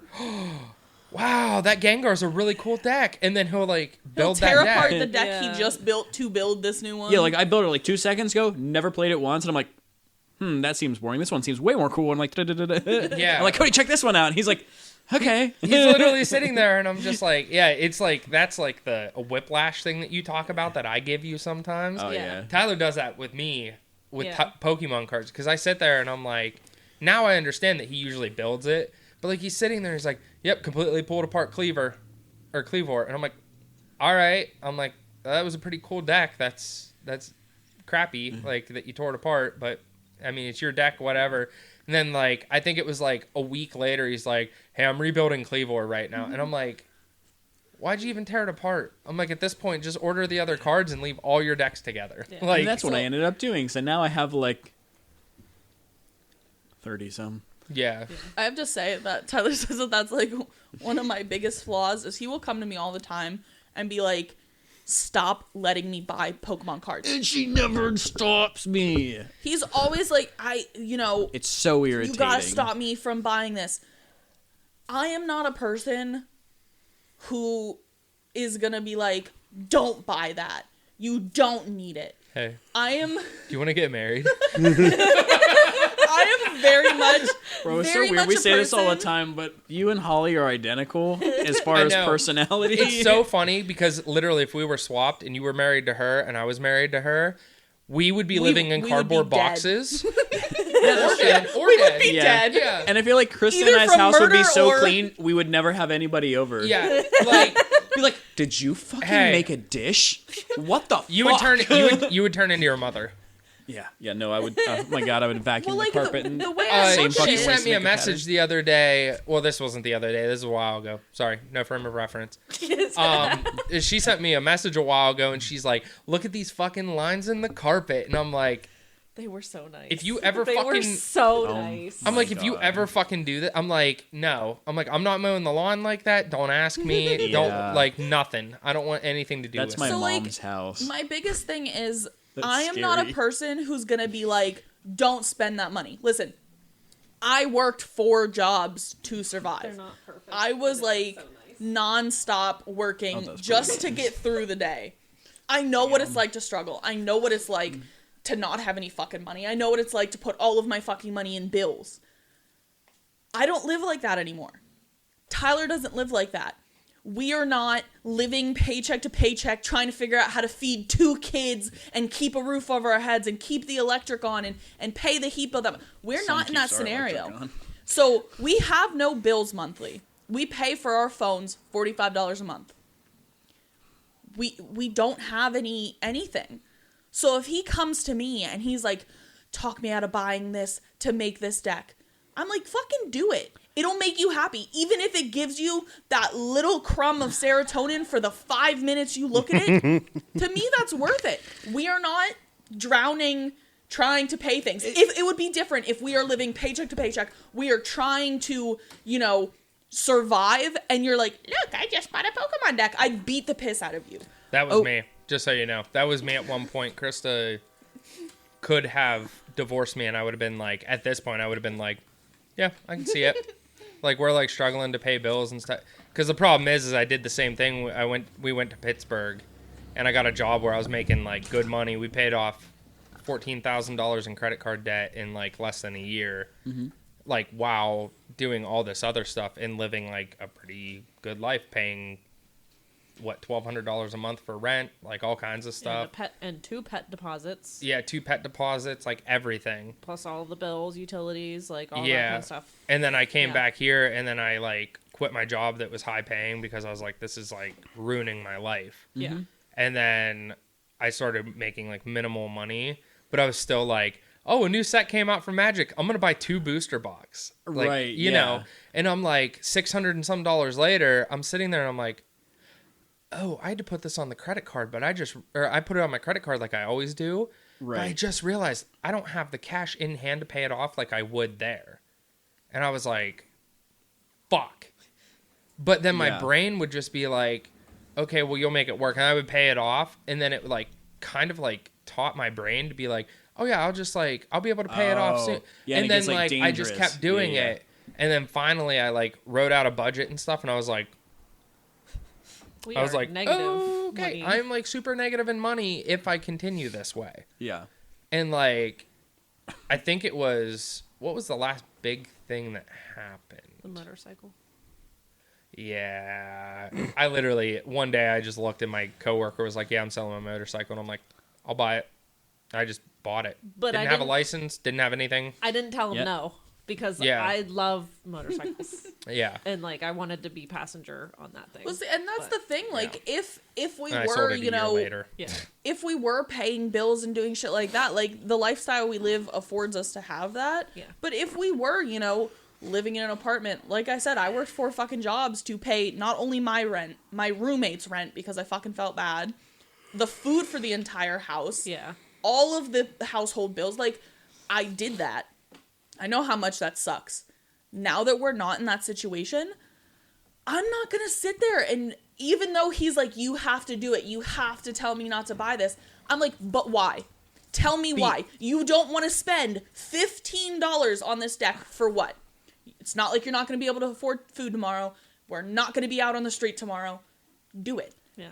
Spend that $15 and have that happiness from it. I don't care. I'm a person who wholeheartedly believes I am broke a lot of the time. I get paid in cash, and half the time, I immediately spend that cash. But again, as long as I have $45 a month to fucking keep my phone on, what else do I have to buy? Yeah. Food? Okay, I'll buy food when I need it. Like, that's one of the things. I believe I am not taking this money to my grave. So Why not fucking spend it? I am 100% here for a good time, not a long time. I will do whatever the fuck I please with the money. So the reason why I ask you to do those things, right? And maybe I just was never clear on the aspect of why, is because it has nothing to do with money. It's not a money thing. It was always a mental thing. So like, it is a snowballing effect where, like Cody said, right? It's like whiplash. I see one thing and I get inspired by it, so I do it the next thing, and I get inspired by it and I do it the next thing. I've never played with any of those, right? Yeah. I've I played think with the only one we played with was Kyogre. Kyogre and Cleavor, right? I have 30 Oh, yeah, decks. yeah, that one. Yeah, I have 30 decks. I have only played with 2 because I don't get down to the card shop a lot and I whatever. But it's the thing is it's I need somebody to stop the snowball. Just be like, hey, you're not buying any more until you play all these other decks and tell me how they run. Exactly. I needed Like- somebody to stop. I needed somebody to give me a wall so that I could have time to experience how fun it would be to play with some of those decks. Because in my head, I was just always like, well, this one seems way cooler now. That one's boring. That one might not be boring. I don't know. I've never played it. I tore it apart and I got rid of it because I didn't have you to stop me from doing it again and again and again and again and again. I needed a wall to mentally shut it off. But on the flip side of that, you have to see it from my perspective, where you're telling me not to let you build these decks. Doesn't matter that you have 30 decks. Someone comes over, pick a fucking deck, we'll play Pokemon. You know, whatever that may be. And then you don't get to see the happiness you have figuring out a deck. I think that is your mean, that fucking is favorite true. part. That is your favorite part of any card game you have ever played. I do I have like- watched you build Yu-Gi-Oh, Pokemon, Magic, all of those decks. And your favorite part is building the decks. You lay a bunch of things out. You figure out, okay, I need this, I need this, I need more of this, less of this. You do practice hands. Okay, I need this and this and this. And then you get so excited and you explain these decks to me in great fucking detail. And then you give me should I do this card or this card? Do you think this card would be better, or should I play more of these cards? Should I take this out completely? You don't get to see that aspect where you get Right. so excited talking about that. That is giving you happiness. You are so excited. You are happy. You're looking forward to it. You're checking the mail 2 to 3 times a day to see if these new cards came in so you can finally put this deck together and do some practice hands and figure out what else you need. That's the part that I love of it. I do not give a shit about Pokemon. I could care less. I could go the rest of my life never playing another game. It's one of those things. Yeah, I have fun Right. when I play it. Yeah, that's great. I will sit for hours on end listening to you talk about Pokemon just to see that happiness. So, okay, so you're right. You're right in this aspect of things. But I also know my personality. Okay? So my personality is if I indulge in something for X period of time, I end up hating it. Mm-hmm. And I don't want to continue that pattern of doing it, burn out, crash land, and then forget about it forever. Magic. Exactly. Magic. Yu-Gi-Oh! It's always the same shit. Or, like, there's other things, too. Like I was super into, like, when I was a kid, I was super into building, like, bug-out bags and, like, the world ending and all this other shit. Like, I loved that aspect of things. I bought a new gun every week. Like, Yeah. And I got so burnt out on it that it was an aspect of my life that I absolutely loved or whatever. And now I don't ever think about it. I despise it. I hate it. And I don't want to do that with things anymore. I want to be comfortable with the things that I have and enjoy them while I can. That's why I talked about like the whole like project thing, like getting you Right. involved with stuff. I was like, this is something that we could both do, and it Right. would be like, you know, if the girls help out, that's fine. If no, I'd have to talk to you about it. But What project? Yeah, no Like- one, no one has like- told me anything. like doing what were we talking about earlier? It was just the idea that like building things and like I'm like, what what's project? the fucking Yeah. word? Hippie like the commune commune? stuff we talked about last like time. Yeah. Okay.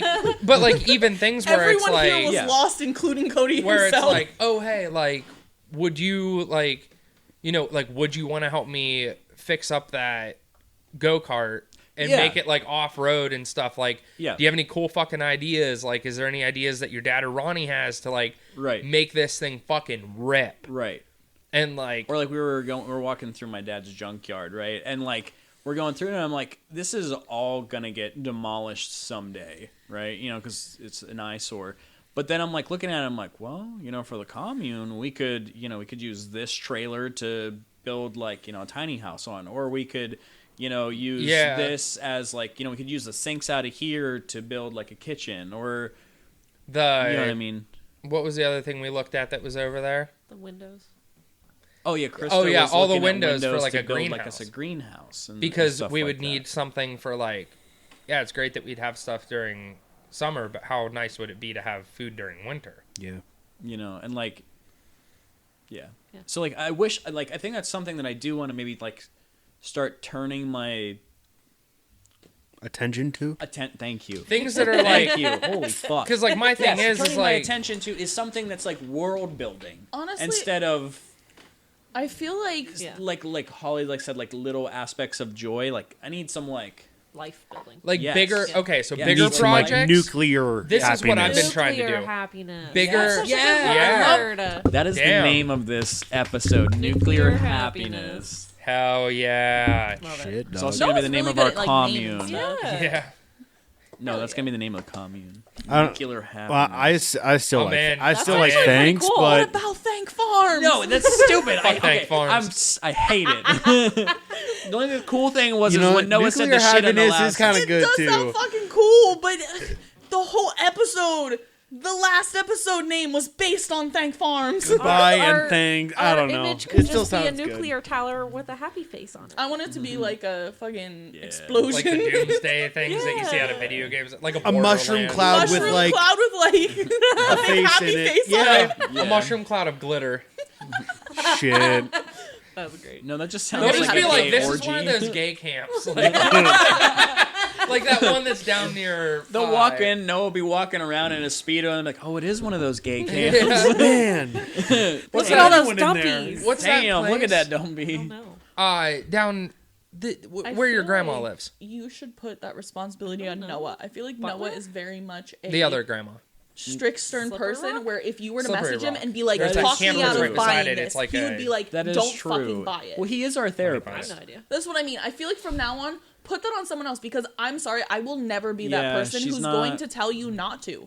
Yeah, that's true. It's just my outlook on life. I grew up not having I everything I, mean, ever Krista wanted. seems pretty strict. I'm sure she'd get the whip Camp out. Davis. Do you know Camp Davis? No, Right not off at all. Slippery Rock. If you're going down 79 and you're passing Slippery Rock on your left, Camp Davis is right there. Camp Davis is a gay camping area. We So- know. Camp Davis is also a swingers camp. That's what I The mean. creepy old man who was in here was trying to get me to go to Camp Davis. He calls me every now and again to invite me. Right there. Yeah. Camp Davis. It's gay campground. What do you mean? How old are you? I'm 83. Okay. Okay, Jeff. Sounds good. No. Okay, Tyler. Okay. That is true. Nobody knows how old we are. I don't think we've ever. No, I stated think that. we have, I think we've said it like over time. but have we. fine, Yeah. fine. I'm Just a couple podcasts ago. Are we doing a said- jokey thing? no. I'm Noah. I am 22 years old. What's your social security number? 328. Okay, stop. Cody, I am at the end of this month. I'll be 31. I'm Holly, and at the end of this month, I will be 25. I'm Tyler, and at the end of this month, I will still be 31. Hi, I'm Krista, and I will be 32 at the beginning of May. Damn, what a MILF am I? Oh yeah, I guess we should have said me and Cody changed these ages in April. I don't know when this podcast is going to come out. Probably not April. So Yeah, at the end of probably not. I April, still we'll have a lot both to be go back in a older. row. So, Okay, I want to do one more thing before we end. I want us to each go around and say one thing we like about everyone here. And you cannot say my dumpy.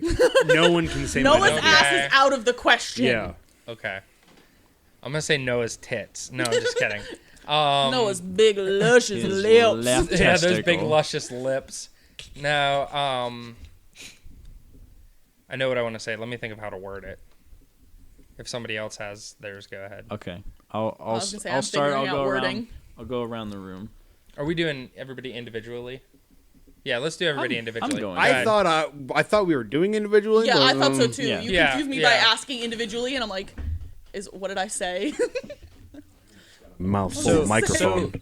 Noah's over there kissing the mic. Krista, what I appreciate about you is that you have a genuine care for understanding people and their feelings. Like at one point I came in and I was really, really down about something, and you texted me and you said, when you're in a situation like that, is it better to leave you alone? Is it better to, give you a hug? Like and I said, well, I'm a physical touch person. I said, like, a hug makes me forget everything.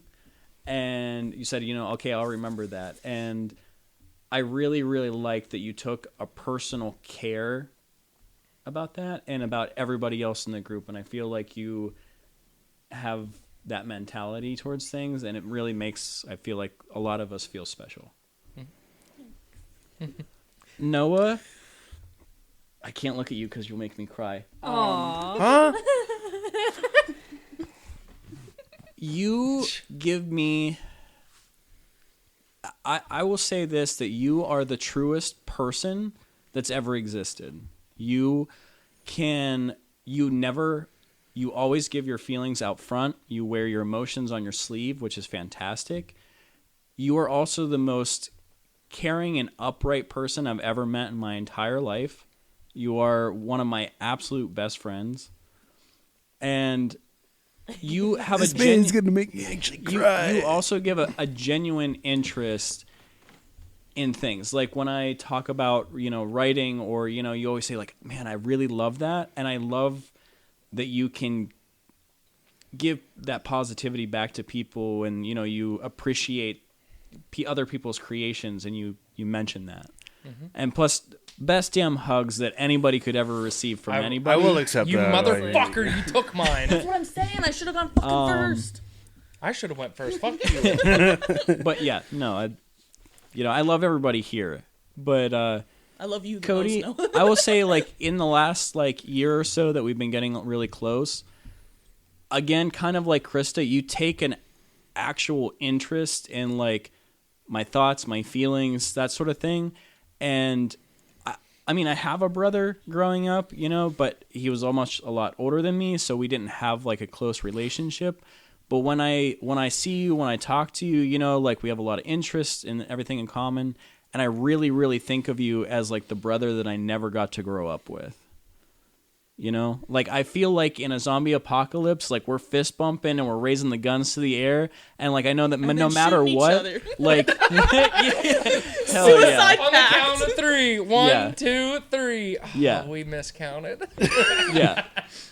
And I think that when I see you, like I always know, like no matter what happens in life, that you'll have my back. Like today, I tried to jump up on the stage. As I'm falling back, right, I'm like, I have my hand stretched out, and Cody's just looking at me dumbfounded.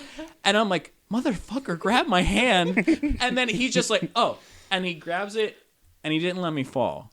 And I just Takes feel some like, seconds and I just feel like, He I is a just bit feel slow. like, I was just zoned. I was zoned. Somebody was talking to me. I turned around, and I just see Tyler, like, he didn't even say anything, and I was like, oh, he's falling. And I just like, bam. but I just feel like for the rest of my life that you'll always have my back. And 100%.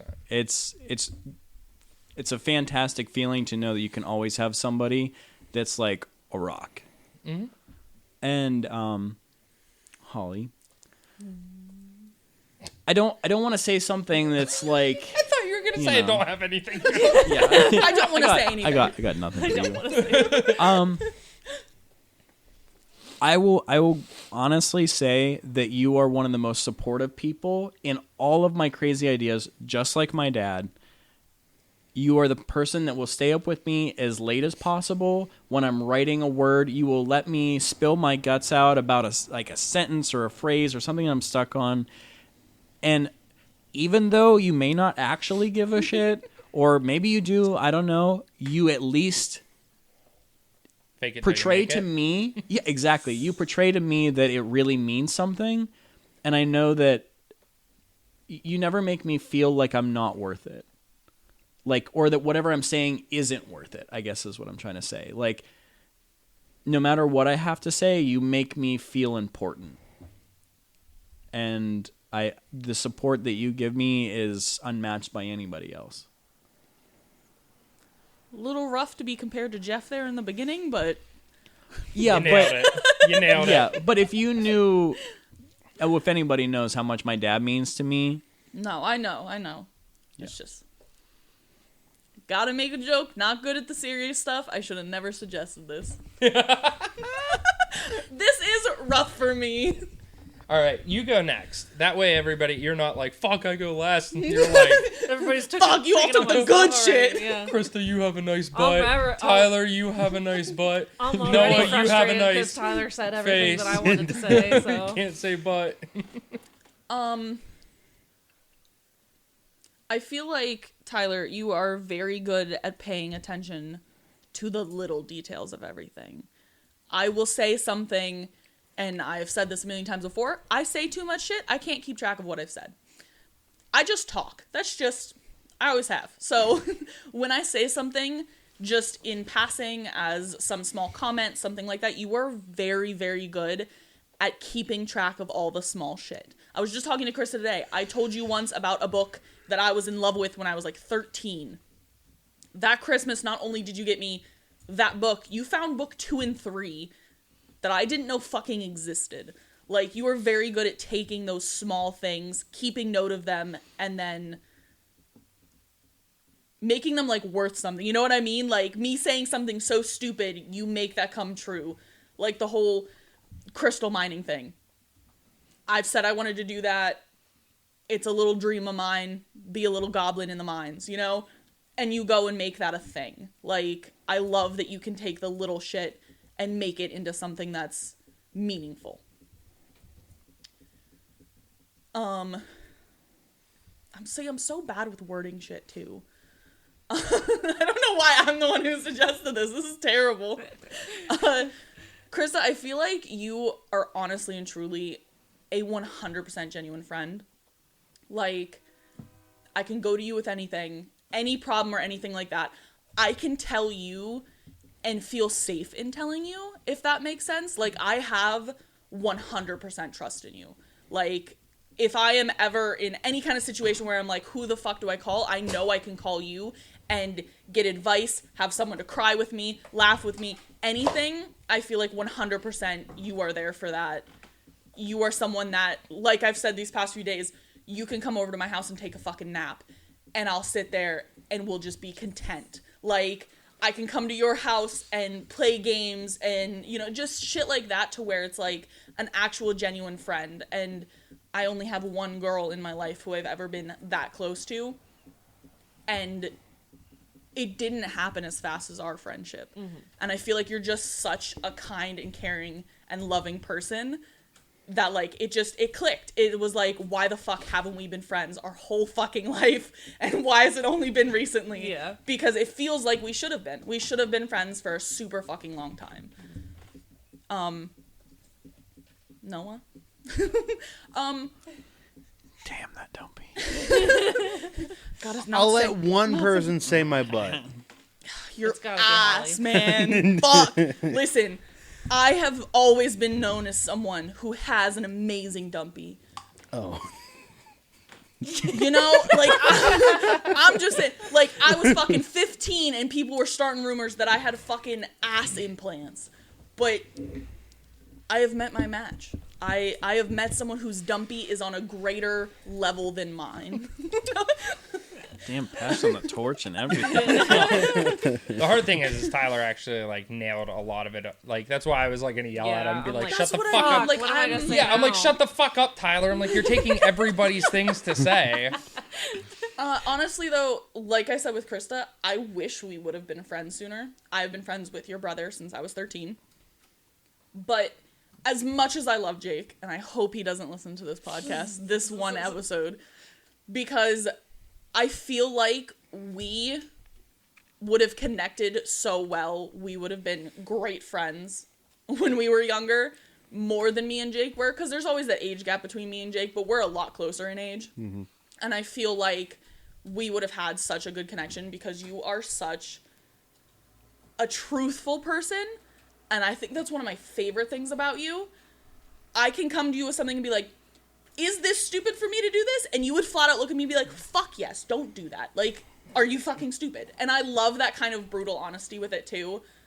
And that's something that means a lot in friendships with me. If I come to you and I'm like, do I look fucking stupid in this? I want you to look at me and go, yes. Like, go fucking change, you know? Like, I need a person like that. And I feel like I can always count on you being truthful. Even if it's going to hurt my feelings, you will be truthful about it. And I really admire that. That is something that I struggle with, doing that brutal honesty kind of thing. So I really admire that about you, that you can just speak what you want to say, you know? That's why he's our community therapist. That is why he is. Cody, I like that I'm taller than you. All right, fair. Again, this is rough for me. I gotta deal with shit with humor. No, I feel this is gonna sound stupid, but I like how knowledgeable you are on a lot of shit. That is one of my favorite things, to where, so you can explain something to me without making me feel stupid about it. And Because I something can't. Yeah. I can't, bro, because I talk down to her hardcore. Yes, and that is something I really, honestly, Not on truly purpose, struggle with. it just comes off that way. It's just, so I have brain damage. Shit's hard for me a lot of the time. I'm not good with words. I'm not good at, like, putting points across or anything. And yes, Tyler does sometimes come across as, like, you're fucking stupid. You know, this is what you do. Like, but that's something that you don't do, and that's something that I really appreciate, because that is something that I struggle with. So the way that you're able to explain things to me without making me feel like you're talking to a child, you know, it really, really helps. And I feel like you're really good at wording shit to put things into other people's perspectives. Like, you're not... This is so fucking hard. Trying to think of the word to use for that. In a weird way, more of a mentor, less of a teacher. Like, teachers Yeah, usually talk like- at you, where a mentor walks you through something. Yeah, like, very much very much that, to where, like, I don't know, I feel like I really like the way you describe things. I love how knowledgeable you are about so many things. Like today, something as stupid as the fishing lures. I love fishing. I know jack shit about it. I'll put a worm on a hook and throw it into water. That's my knowledge. Like, I know how to take some fish off of the hooks. You know, like, I'm not super knowledgeable in that, but just the way that, like, I would pick up a lure and ask you, what's this? What's this? And you would explain it to me, like, without hesitation, without making me feel bad for not knowing. You would just be like, oh, this one's for this, and this one does this, and this one's really good to catch this. I loved that you didn't make me feel stupid for not being knowledgeable about something that you're super knowledgeable about. Mm-hmm. Again, my bad.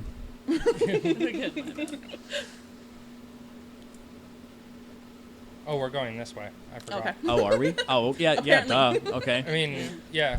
Or go ahead. I'm still struggling. Yeah, you're the one. That's what I was gonna say. It's I'm gonna super get worse. struggling. It's gonna get Yeah. worse. So just do it now. Well, it's partially because I'm listening and I'm trying to think, but it's difficult because I'm actively listening. So, like, Honestly, it was really hard for me because as Tyler was talking, he's, like, taking all of the points that I want to say. Yeah. It's not as bad when you, like, get to that person and you're like, when you think of them, what's the thing that you love the most? It makes it a little bit easier. Yeah. Just struggle except for, bust you know, through it because it's except- just gonna get worse. I was gonna say, except for, you know, the fact that I don't know how to speak, so that makes it really hard for me, but... Just start with Noah. He's the easiest. He's the most likable of the group. We all know that. That's He's what the I most think. I lovable. think I'm gonna have a lot of blanket statement things to say. So just go ahead, because mine's gonna cover a lot. Because Tyler said a lot of shit already that was like, That's what I mean. Do you see what I mean now? yeah, Just we the way should have. he feel explains bad. We shit. should have had him go last. The way that he explains shit to the way I explain shit. You get teary-eyed when he says shit, and with me, it's like, that's how our vows are going to be. That is my nightmare. He's going to be sitting there making people tear up, and then when it gets to me, that's what me. Everyone's going to be sitting there like, okay, you know? Yeah, you did good. Yeah, you did good. Yours was 3 paragraphs shorter, but yeah, that's great. I'm struggling so hard. I don't know. Let's start with me. But there's so I'm many curious things. to hear this. No, I'm curious to hear this. I never hear any Just- compliments from you. Just one thing. Just let it roll off the tongue. Don't think too hard. Act like nobody's around. Just look at me and tell me. I appreciate that you, the majority of the time, always have a willingness to figure something out. Mm-hmm. Doesn't matter what it is. Project we're working on, something needs fixed. My emotional regulation needs some work. Like, there is a willingness there that you're like, okay, yeah, let's figure this out. Mm-hmm. That's a huge aspect. But there's so many things. Yeah. That's there's like so the many main thing. things It's I fine. appreciate about you. There's a lot Like, of things that people have already said that, Yeah. you don't have to repeat all of it. So that's fine. Yeah. Yeah. Holly, I appreciate your ability to be goofy because that is super important to me, being a friend, because I feel like I don't allow myself to be goofy a lot. So having somebody else be goofy, that I'm able to play off of that, and it's super funny. And I've already picked up all your mannerisms and the things that you say, and now we The can amount share of times we them, talk and, about yeah. memes and we talk about Skittering. skittering. What was the other thing that you always say that I'm like, Jesus? It's hard to pinpoint. I say so much stupid shit. No, but it's something very specific that you say, but I can't think of it. So just continue. Tyler, what I appreciate about you, this is kind of hard to explain.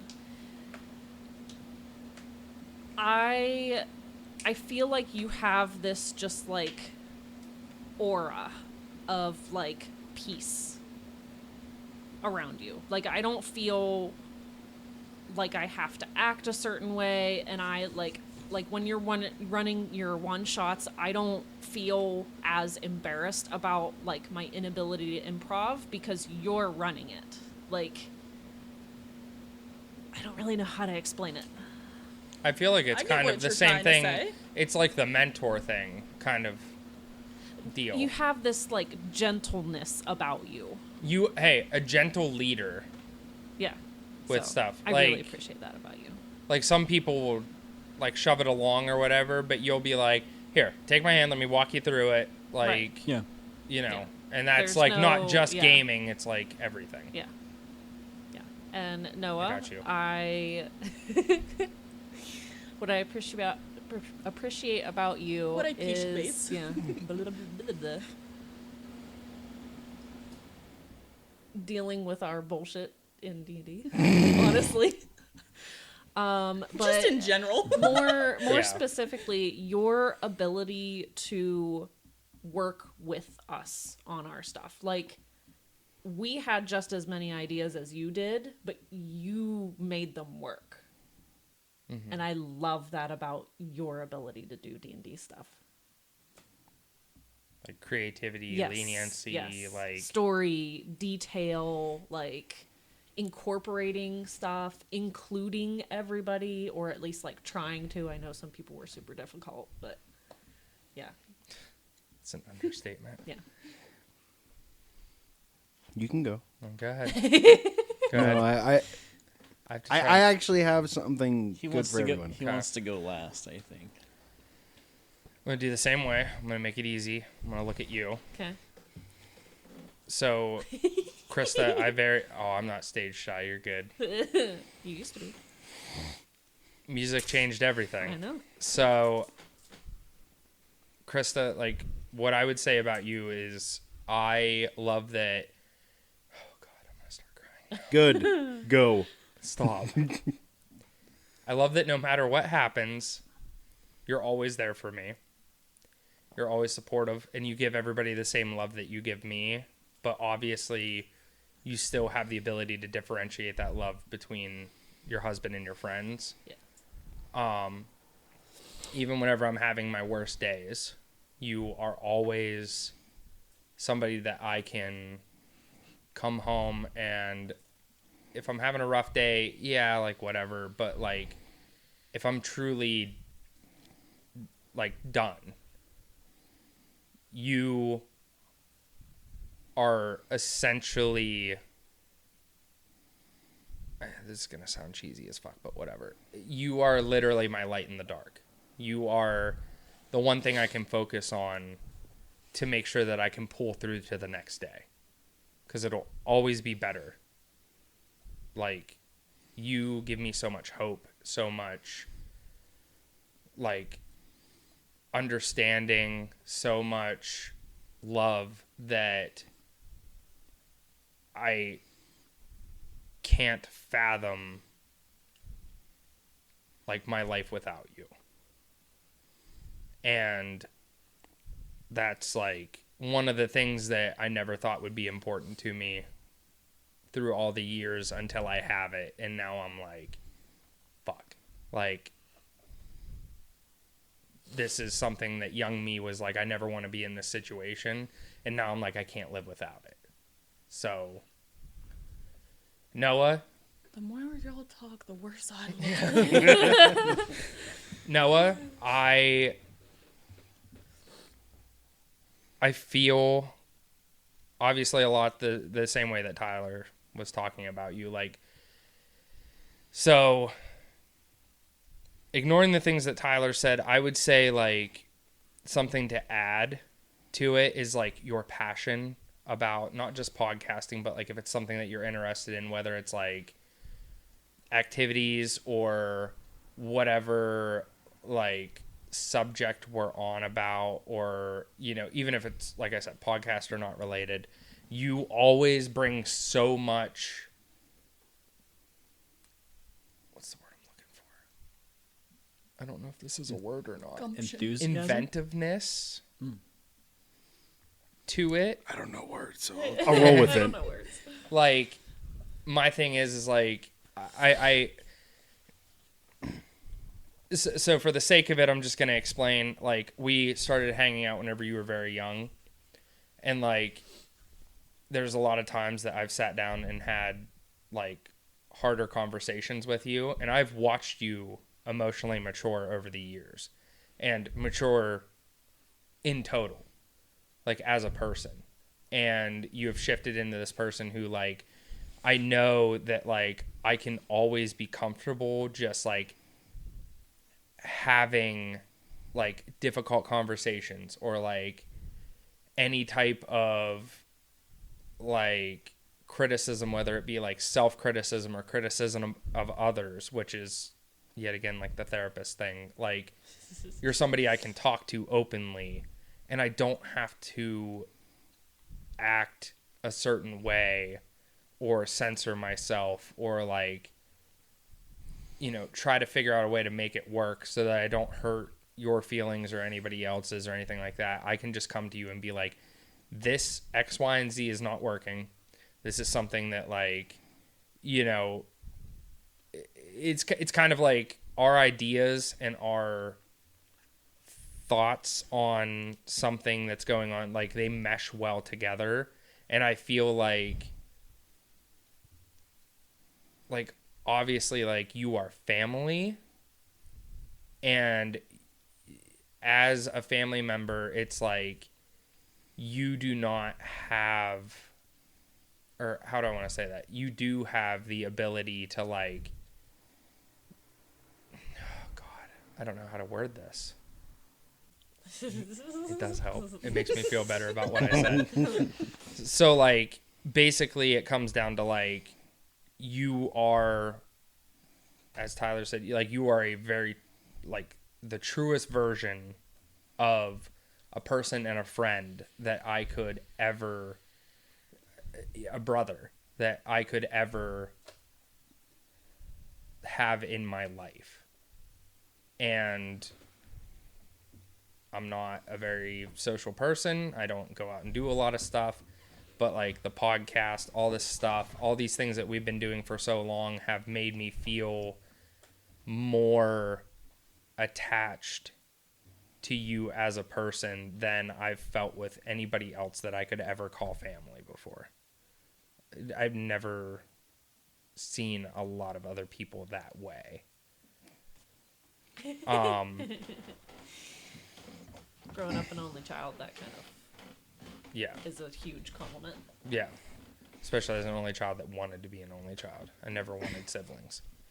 He killed off the siblings he did have. In the womb. In the womb, yeah, I fought them off.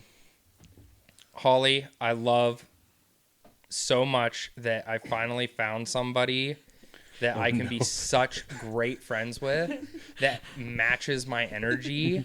That's your twin. Yeah. Yeah. Like, He's got to get it from somebody. yeah, like I, like, every time I see a message from you, I'm pumped to open it and read it. Every time we're, like, hanging out, I'm like, what kind of fucking bullshit are we going to put these two through, or these three, or if Hope's there, these four? Like, what are we going to do that's just going to be, like, and, like, it's crazy that I can just be like, yo, you want to get fucking lit this weekend? And she's like, yes! Like, she's so excited. Like, everything I mention, she's just like, fuck yes. And that level of excitedness Enthusiasm. Enthusiasm is something that, like, to no fault of you, is something that I very much lack with, like, Krista and stuff like that, because she has her interests, and those are, like, that's more where you two come in, where it's like, you guys, yeah. We chill. That's very much while they're over in the corner doing yoga, we're fucking getting ripped. Yeah, like, we are just, we're We just, are being absolute idiots. Did you really the best- enjoy that book? And Chris is like, yes, I loved that book. How do you feel about this author? And you're like, I love that one. And you're like, do you remember We're this doing poem? WWE And then in those the two are like, corner. yeah. Fuck yeah, people's elbow. Yeah, we're like sitting there just like, we're just sitting there. The best way to say it is, like, those two are over there existing in peace, and we're over here, like, conniving and fucking scheming. Living in the chaos. Exactly. And I've never had that with anyone before, ever. I've never had a friend that has been as fucking goofy and wild, and just, like, even to the things we say, like, things we whisper in each other's ear where we're like, oh shit, like One of the it's things just Hope catches on camera. Yeah. funny. Yeah, that too. My favorite thing about Hope is that she has a phone and knows how to record things with it. And Tyler, like, I feel the same way. Like, I see you as a brother as well.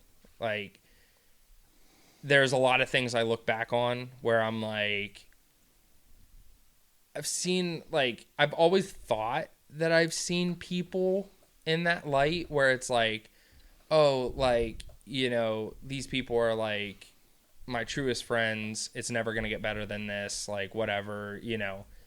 And you have like awoken a part of me where I'm like, you are kind of the beacon for me to be like, this is what I want to achieve in life. Like, I know you have your own struggles, everybody does, but like, you are a beacon of like hope for my future and Krista's future.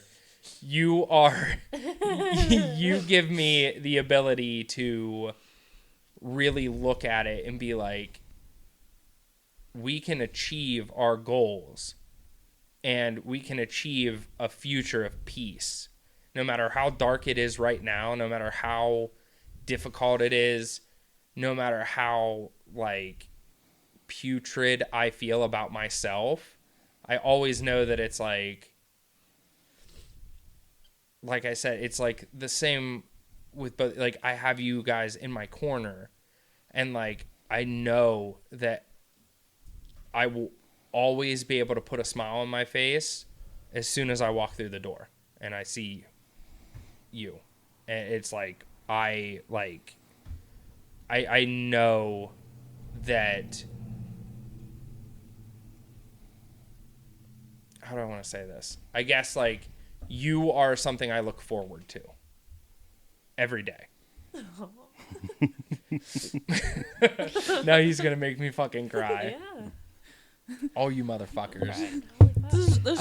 I opened up my notes because I wanted to write down something so I didn't forget it. And one of the notes saved in my phone is, and then my second foot become unbelievably wet. I don't know when or where I wrote that message or what it is pertaining to, but I just saw that and was like, what the fuck does that mean? I think what makes us all such a great Wait, friend. no, it didn't go. No, I'm not. Okay. I want. Yeah, we're not skipping you. Noah's, You're the grand finale. Yeah, Noah's the grand finale because I'm super excited to hear what he has to say because again, he is. Fuck you all. Granted, he's our. Well, You all suck. he's like he's our therapist, right? But like I think what makes us all such a great friend group is that we want to see each other succeed. And no matter what it is, whether it's creativity or futures or you know what I mean? Like I don't think I've ever had a better friend group of just like building blocks, right? Like I've never had somebody who literally puts each stone into every place that I've ever needed. I was gonna say group of misfits, but that's true Yeah. too. Yeah. that Yeah. works. We're all pretty big time misfits, but I feel like that's like what brings out the best is like I feel when like you have that ragtag group. It's like you hear about Yeah. them in books and stories and stuff, we're all and it's part like, of, the holy Lost shit, Boys, we you know? found that. It's like we found that. Every RPG we play. Yeah. It's like we got calm, peaceful, fucking like Fucking guru. strong man, emotional, like logic and reasoning, Chaos. goofy chaos, fucking like creative, fucking artistic, like, but not just in actual art, like in life, like everything. And it's just a wild group, and we all complement each other very well. And then Hope's fucking shy and quiet. Like, Not much anymore. Okay. no, not as Opposite much of us, anymore. yeah. Anymore, We she just had a getting- conversation. She about fucking this. grew, and I Anymore, love her she about getting it. funny as fuck. Yeah, Dude. like She- when we first started hanging out, I was like, I don't even know I don't have anything good or bad to say about Hope. Like, I don't know her. And like the past few times, like Tyler mentioned it the other day, he's like, is it just me or does anybody notice that Hope is like ridiculous now? Like funny as fuck. And see, I'm a little sad that she's opened up because my fucking favorite thing was everyone would be talking and she would whisper something and I'm like, holy shit. I was like, you just hear that shit? I am the only one hearing this little gem. And then nobody ever knows what actually happened because it's like... That's what I mean. I'm like, I'm the only one getting this little gem. And I'm so happy. Like, that's why I was always next to fucking Noah and Hope because she'd be over there, like, whispering Holly's just some mad fucking... that she came out of her shell because now she has FOMO. So now she's like, oh, sure, everybody gets to have the laughs. All right, now, grand finale. Let's go. All right, Tyler, I'm doing you last. Oh, fuck. Oh, no. Okay. Krista, Okay. I love and appreciate you becoming a mom to me. From being welcomed into you and Cody's home, always being like, hey, do you need anything? Hey, don't worry about this. Make yourself at home. I will never forget anything that you give to me. You gave your heart and soul to anything that you do. And I really do love and appreciate it. Cody. Yes, sir. I love and I'm very thankful of your emotional logic. You being able to Fuck him. you being able to work through any issue that I have brought up or any issue that has the simplest answer, but you showing it in a different viewpoint, being like, hey, it's this easy. Here's how I see it. And you've made it so much easier in life to work through problems from your understanding through different viewpoints. Devil's Advocate is my middle name, baby.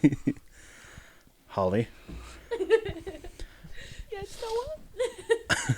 I love and appreciate. You're okay to say her dumpy now. You can give payback. No one else has No, said mine's it. better. And the second Noah walked into this picture, mine was forgotten about. I love and appreciate your emotional connection to everyone. You being able to understand Cody's emotions, my emotions, Chris's, and Tyler's emotions. You know how all of us work, and you know how to make us all feel loved. Fuck you. Even if it is through humor, which is completely fine. Is it just me, or every time he talks, so like my like heart just melts a little, and I then don't fucking cry in front of people, Noah. This is As payback Tyler for loves to say, I never cry. this is payback for Betty. Oh fuck! If that's coming, I'm toast. There's a reason he saved you for last. And I love you for it. Tyler, I can't look. you gotta look at me, my guy. He's already I'm over. already balling. I can't fucking look at you. I appreciate, love, and envy your creativity through life. You being able to create any story that you have just thought up with just a tiny little speck and grew it into a giant thing with all those different blueprints, your world travel through just your buzz, through that 6 months of seeing the world. I love and envy it from you. I always strive to become a DM, narrator, or just a story writer. And like you said with me and Cody, I see you as one of my best fucking friends and another brother to me. I'm way better than Jake. So, anything else, guys? Nope. All right, No. now go around. Everybody good? say one thing that they hate about everyone. No. Okay, I'm fucking ready. Let's go. I hate Tyler's ability to make everybody cry. I hate Noah's ability to make everybody cry. Holly, do you mind signing us off? See you, love you, miss you, bye. Thank you all for listening to C&C Talks. If you like that episode and want to hear more, follow and subscribe to keep up to date. We have an Instagram and Facebook at Creatures and Cantrips, and Twitter at Creature Cantrip. If you want your message to be read on the next episode, leave a 5-star review on Apple Podcasts. Like, share, comment. It'll help us immensely. I hope you all have a wonderful day.